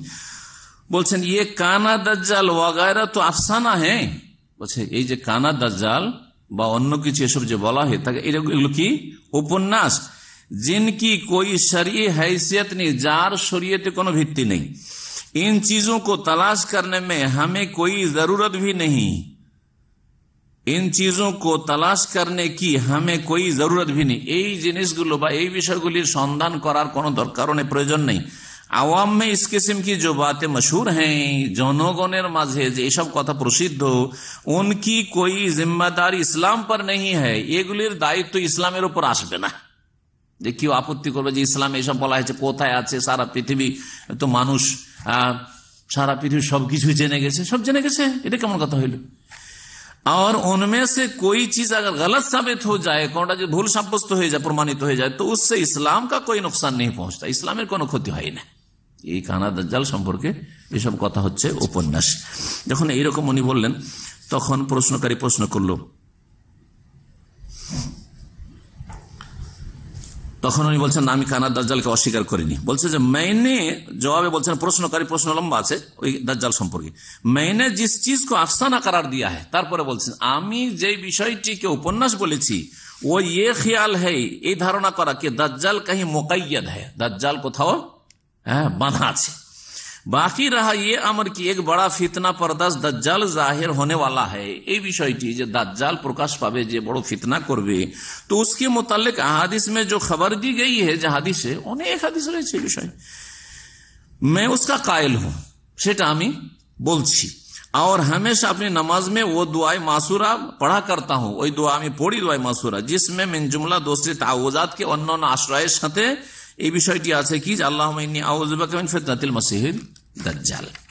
জি হ্যাঁ, তার মানে যে হাদিসটি সহিহ মুসলিমে আছে সেই হাদিসটি জাসসাসের হাদিসটি আমি আজকে আমার কাছে নকল করে রেখেছি। হাদিসটি লম্বা হাদিস রয়েছে। তামিমদারি যে সাগর পথে সফর করতে গিয়ে তুফান উঠে যায়, তারপরে কোথা থেকে কোথায় চলে যায়, রাস্তা হারিয়ে, তারপরে একটা দ্বীপে উঠে, তারপর ওখানে একটা জন্তুর সাথে দেখা হয়, তারপর কথা বলে জাসসাসা যেটা, আর তারপরে বলছে আমার পিছন দিকে দেখো, তুমি ওখানে আরো কিছু দেখতে পাবে। ওখানে গেলে দেখে যে একজন বাঁধা আছে, আর সে বলল যে আমি দাজ্জাল, আমি বেরোবো। এই হাদিস তিনি বলেছেন উপন্যাস। এই হাদিসটাকে সহিহ মুসলিমে তিনি কি বলেছেন? উপন্যাস। জি আল্লাহ ভালো জানেন, তবে কমপক্ষে অসংখ্য মানুষকে সন্দিহান করে দিবে সহিহ বুখারী মুসলিমের হাদিস। জি হ্যাঁ, হাদিস যে মুহাদ্দিসরা সহিহ বলেছেন বলে সহিহ এই আমি মানতে রাজি না, এই বিষয়গুলি যে বলেছেন, এই জন্যই তার সম্পর্কে আমি গত আলোচনাতে একটু বলেছিলাম যে তার সম্পর্কে সালাফি উলামারা অনেকে বলেছেন যে তিনি আংশিক মুনকেরে হাদিস, আংশিক তিনি মুনকেরে হাদিস, যারা হাদিস অস্বীকারী বা আহলে কোরআন, তার দুই ভাগে বিভক্ত। একদল ফুল আহলে কোরআন যারা কোনো হাদিস মানে না, হাদিস মানবই না, আর একদল হচ্ছে আংশিক আহলে কোরআন যারা অনেক সহিহ সহিহ হাদিসকে অস্বীকার করেছে। তাদের অনেকে আছে যুক্তি কখনো প্রাধান্য দিয়ে, কখনো বিভিন্ন সংশয় সৃষ্টি করে, কখনো ফিতনার শিকার হয়ে। তাদের মধ্যে একজন আছেন মৌলানা মওদুদী। আর একটি বিষয় আকীদার বিষয় আছে, সেটা হচ্ছে মৌলানা মওদুদী বলছেন যে ইমানের মধ্যে আমল শামিল না, ইমান আর আমল ভিন্ন ভিন্ন জিনিস। এটা ইমাম আবু হানিফা রাহিমাহুল্লাহর মাযহাব ছিল যে ইমান আমল আলাদা জিনিস।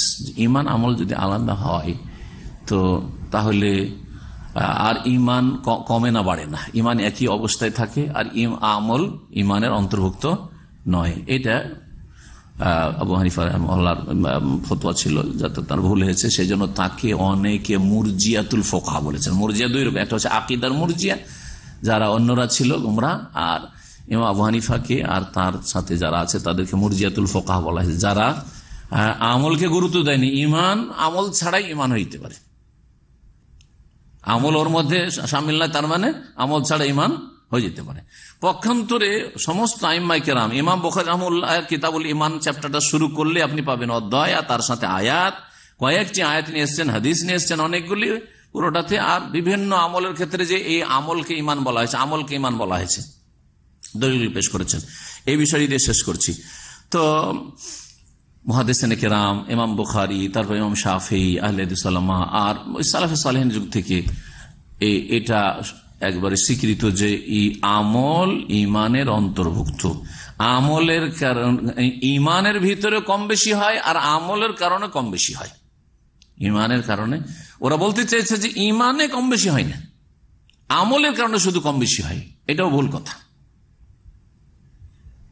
ইমানটা কিসের কাজ নয়, অন্তরের কাজ না। অন্তরের যে কাজগুলি আছে সেই কাজগুলিতে কম বেশি হয় না, হয় না। উদাহরণ দিয়ে বোঝাই। অন্তর একটা কাজ হচ্ছে ইমান, ইমানটা পরে বলবো, কারণ ইমানটা আমাদের আসল বিষয়। অন্তরের একটি কাজ হচ্ছে শোক, দুঃখ, কষ্ট, মানসিক কষ্ট, অন্তরের কাজ, ঠিক না? সবার শোক কি এক রকমের? একই, একজন মারা গেছে, সবাই কি একই রকম শোকার্ত না, ভিন্ন ভিন্ন। আপনার শোক বিভিন্ন রকমের শোক হয়, সব শোকগুলি কি একই স্তরের? আনন্দ, কখনো কখনো আমরা আনন্দিত হয়, আনন্দটা কার কাজ? অন্তরের কাজ। আমাদের আনন্দ কি একই স্তরের হয়? তাতে ভিন্নতা আছে। ঠিক তেমনই ইমানেও কম বেশি আছে। যারা বলেছে ইমানের কম বেশি হয় না, তাদের একটা সংশয়, ইমানে যদি কম বলি তো ওটাই তো সন্দেহ, সন্দেহ হলে তো কুফরি হয়ে গেল। সেজন্য কম আর বেশি বলবো না, বেশি হয় না কম হয় না। কিন্তু বড় যে একটা কত বড় ভুল করলো, যে যখন ইমানে কম বেশি হয় না, তাহলে একটা একবারে নিম্ন শ্রেণীর পাপিষ্ট মুসলিমের ইমান আর এই উম্মতের সবচেয়ে শ্রেষ্ঠ ব্যক্তি আবু বকর সিদ্দিকের ইমান, ওমরের ইমান, উসমানের ইমান, আলীর ইমান, হাসান হোসেন ইমান সমান? চিন্তা করুন তো দেখি, মুরজিয়াদের কথা হচ্ছে।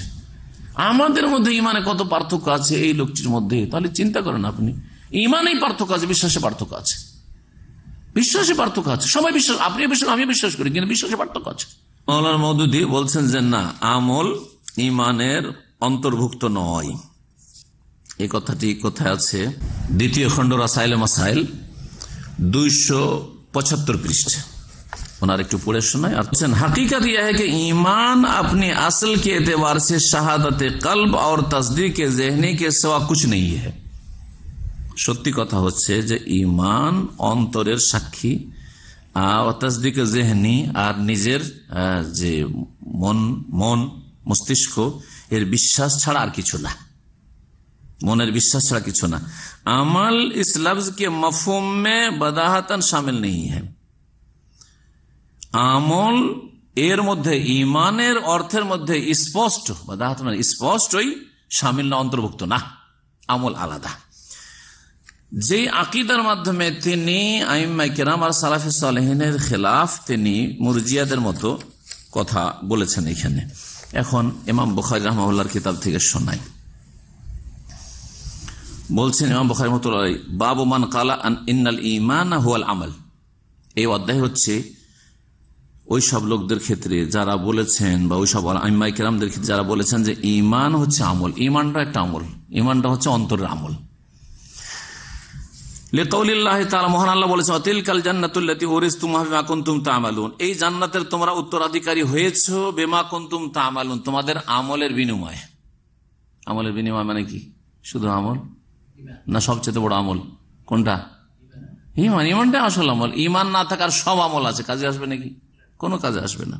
ওয়াকাল ইদ্দাতু মিন আহলিল ইলমি ফি কওলিহি তাআলা, মহান আল্লাহর এই বাণী সম্পর্কে অনেক উলামায়ে কেরাম বলেছেন, ফারাব্বিকা লা নাসআলানহু আজমা আম্মা কানু ইয়ামালুন, তোমার প্রতিপালকের কসম হে নবী, অবশ্যই অবশ্যই তাদেরকে আমি জিজ্ঞেস করব সকলকে, আম্মা কানু ইয়ামালুন, তারা কি আমল করেছে, তারা কি আমল করেছে, অর্থাৎ আন কওলি লা ইলাহা ইল্লাল্লাহ, লা ইলাহা ইল্লাল্লাহ সম্পর্কে জিজ্ঞেস করব, ঈমান সম্পর্কে জিজ্ঞেস করব। তারপরে আরেক আয়াত, লিমিসলি হাযা ফালিয়ামালিল আমিলুন, এর জন্য আমলকারীরা আমল করুক, অর্থাৎ ইমানদাররা আমল করুক। তাহলে আমল এখানে ইমানকে বলা হয়েছে।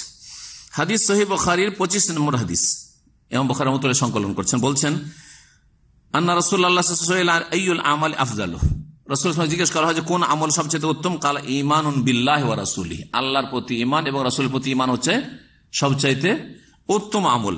কিলা, তারপর জিজ্ঞেস করা, সুম্মা কালাল জিহাদ ফি সাবিল, সুম্মা কিলা সুম্মা মাযা, কালা হজ্জুন মাবরুর, তারপরে মকবুল হজ। নবী করিম সাল্লাল্লাহু আলাইহি ওয়াসাল্লাম আরো বলেছেন যে ইসলামের বুনিয়াদ 5টি বিষয় রয়েছে। ইমাম বুখারী রাহমাতুল্লাহ অধ্যায় কায়েম করছেন শুরুতে কিতাবুল ঈমানের। আর বলছেন, ওয়া হুয়া কাউলুন ওয়া ফিলুন, ঈমান হচ্ছে কথার নাম, আর ওয়া ফিলুন কাজের নাম, আমলের নাম। তাহলে ঈমান আমল। ওয়া ইয়াজিদু ওয়া ইয়ানকুসু, বাড়ে আর কমে, বাড়ে আর কমে। আর তারপরে কয়েকটি আয়াত নিয়ে এসেছেন, সময়ের অভাবে আমি আয়াতগুলি তাফসীর করছি না। তারপরে তিনি বলছেন, ওয়াল হুব্বু ফিল্লাহি ওয়াল বুগদু ফিল্লাহি মিনাল ঈমান, আল্লাহর জন্য ভালোবাসা, আল্লাহর জন্য বৈরিতা হচ্ছে ঈমানের অন্তর্ভুক্ত। তারপরে তিনি আরেকটি হাদিস নিয়ে এসেছেন, যে হাদিসটি আপনাদেরকে শোনাই, সেটা হচ্ছে যে রাসূলুল্লাহ সাল্লাল্লাহু আলাইহি ওয়াসাল্লাম থেকে আবু হুরায়রা রাদিয়াল্লাহু আনহু বর্ণনা করেছেন, আল ঈমানু বিদউন ওয়া সিত্তুনা শুবা, ঈমানের কতটি শাখা রয়েছে? একটি হাদিসে 70-এর অধিক, আর একটা রয়েছে 60-এর অধিক। জি হ্যাঁ, 60 বা 70-এর অধিক কি রয়েছে? শাখা প্রশাখা রয়েছে, ডালপালা রয়েছে। কিসের? ঈমানের। যে ডালপালাগুলি বলা হয়েছে, সেই ডালপালাগুলি সবগুলি কি অন্তরের কাজ না আমল? অঙ্গ প্রত্যঙ্গের আমল। হ্যাঁ, তারপরে জবানের আমল, সেগুলি কি? তারপরে নবী সাল্লাল্লাহু আলাইহি ওয়াসাল্লাম বলছেন, এই 60-এর অধিক বা 70-এর অধিক যে ঈমানের শাখা রয়েছে, তাতে কি বলছেন? আলাহা কাউলুল্লাহ, সবচাইতে উচ্চ হচ্ছে স্তর হচ্ছে কি ঈমানের?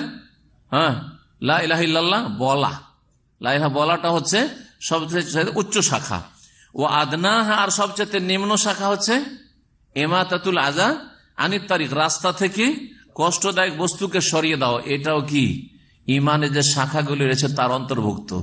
রাস্তা থেকে কষ্টদায়ক কোনো কিছু, ময়লা আবর্জনা, কাঁটা বা ইট পাটকেলকে সরিয়ে দেওয়া, এটা কি আমল নয়? হ্যাঁ, এটাকে কি বললেন নবী সাল্লাল্লাহু আলাইহি ওয়াসাল্লাম? ঈমানের শাখা বললেন। আর বলছেন, ওয়াল হায়া ও শুবাতুম মিনাল ঈমান, লজ্জা করা ঈমানের একটা শাখা। লজ্জা করা এটা আমল না? লজ্জা করা ঈমানের শাখা। তাহলে এইরকম বহু দলিল রয়েছে। সালাতকে ঈমান বলা হয়েছে, সিয়াম কি ঈমান, মান সামা রমাদান ঈমানান ওয়া ইহতিসাবান। জি, সুতরাং সালাফে সালেহিনের বা মুহাদ্দিসিন কিরামদের যে আকীদা, যে ঈমানের অন্তর্ভুক্ত হচ্ছে আমল, কিছু না কিছু আমল থাকতে হবে। এই জন্য তাদের কাছে ঈমান হচ্ছে তিনটি বিষয় সমষ্টির নাম। একটা হচ্ছে তাসদীক বিল জানান বা বিল কলব, অন্তর থেকে বিশ্বাস করা। আর কওলুন বিল লিসান, জবান দ্বারা, বা ইকরার বিল লিসান, জবান দ্বারা স্বীকৃতি, শাহাদাত প্রদান করা, সাক্ষ্য প্রদান করা। ওয়া আমালুন বিল আরকান, অঙ্গ প্রত্যঙ্গ দিয়ে আমল করা। এগুলি সব ঈমানের অন্তর্ভুক্ত। জি হ্যাঁ, তো আল্লাহ রাব্বুল আলামিন যেন আমাদেরকে সহি কথা বোঝার তৌফিক দান করেন। এই ছিল মোটামুটি আমাদের আলোচনা। এছাড়াও বেশ কিছু বিষয় রয়েছে, কিন্তু কথা লম্বা হয়ে গেছে, সুবহানাল্লাহ, অনেক সময় চলে গেছে, আর আমরা বেশি এতে যাচ্ছি না। একটি বিষয় বলেছেন যে কোন লোক মুহাম্মাদি বলে পরিচয় দিবে, এটাও জায়েজ না। ওনাকে তার আগে যদি আপত্তি করতে হইতো তো বলতে দেওবন্দি বলে, বেরেলভি বলে, অথবা রেজবি বলে, হ্যাঁ এইসব বলে পরিচয় দিবে। এগুলোর ক্ষেত্রে মুখ খুললেন না কেন? আশ্চর্য। 302 পৃষ্ঠা দ্বিতীয় খণ্ড, এইটা পড়ে দিচ্ছি শুধু, যদিও লম্বা সময় হয়ে গেছে। কত বললাম? 302 পৃষ্ঠা। জামাত ইসলামীর লোকদেরকে যারা খারাপ ভাষায় বলতো, তারা মৌদুদি পন্থী বলতো, বা এই ধরনের কথাবার্তা বলতো, মৌদুদিয়ে উর্দুতে বলতো। তো ওইটা সম্পর্কে আলোচনা করতে গিয়ে উনি বলছেন যে এটা আমরা পছন্দ করি না। তারপরে বলছেন যে হাম তো ইস মসলক কো মোহাম্মদি कहने के लिए भी तैयार नहीं है। আমি এই মাসলাককে, এই পথটাকে, এই আদর্শকে, মাসলাকে মোহাম্মদি বল, ইস মাসলাক মোহাম্মদি कहने के लिए, মোহাম্মদি বলবো, এটার জন্য প্রস্তুত না। কেউ বলবে যে আপনি কোন তরিকার লোক ভাই? যদি কেউ নিজেকে হানাফি পরিচয় দেয়, কেউ যদি শাফি, মালিকি, হাম্বেলি পরিচয় দেয়, কেউ নিজেকে বলে আমি দেওবন্দি মসলকের লোক, আমি রেজবি মসলাকের লোক, আপনি যদি মোহাম্মদি বলেন, এই কথা বলার জন্য প্রস্তুত না। হ্যাঁ, এটা বলা যাবে না। ये तो इस्लाम है जिसके मौजूद होने का शर्फ किसी इंसान को हासिल नहीं, इसलिए उसे किसी इंसान की तरह मनसूब नहीं किया जा सकता। কোন মানুষের সাথে সম্পৃক্ত করা চলবে না। এমনকি মুহাম্মদ রাসূলুল্লাহ সাল্লাল্লাহু আলাইহি সাল্লামের সাথে সম্পৃক্ত করে কেউ বলবে যে আমি মুহাম্মাদি, এটা বলতে আমি প্রস্তুত নই। যাই হোক, কথা লম্বা না করে এখানে আলোচনা শেষ করছি। সুবহানাকাল্লাহুম্মা ওয়া বিহামদিকা আশহাদু আল্লা ইলাহা ইল্লা আনতা আস্তাগফিরুকা ওয়া আতুবু ইলাইক। ربنا هب لنا من ازواجنا وذرياتنا قرة اعين واجعلنا للمتقين اماما ربنا لا تزغ قلوبنا بعد إذ هديتنا وهب لنا من لدنك رحمة انك انت الوهاب. صلى الله وسلم على نبينا محمد وعلى اله وصحبه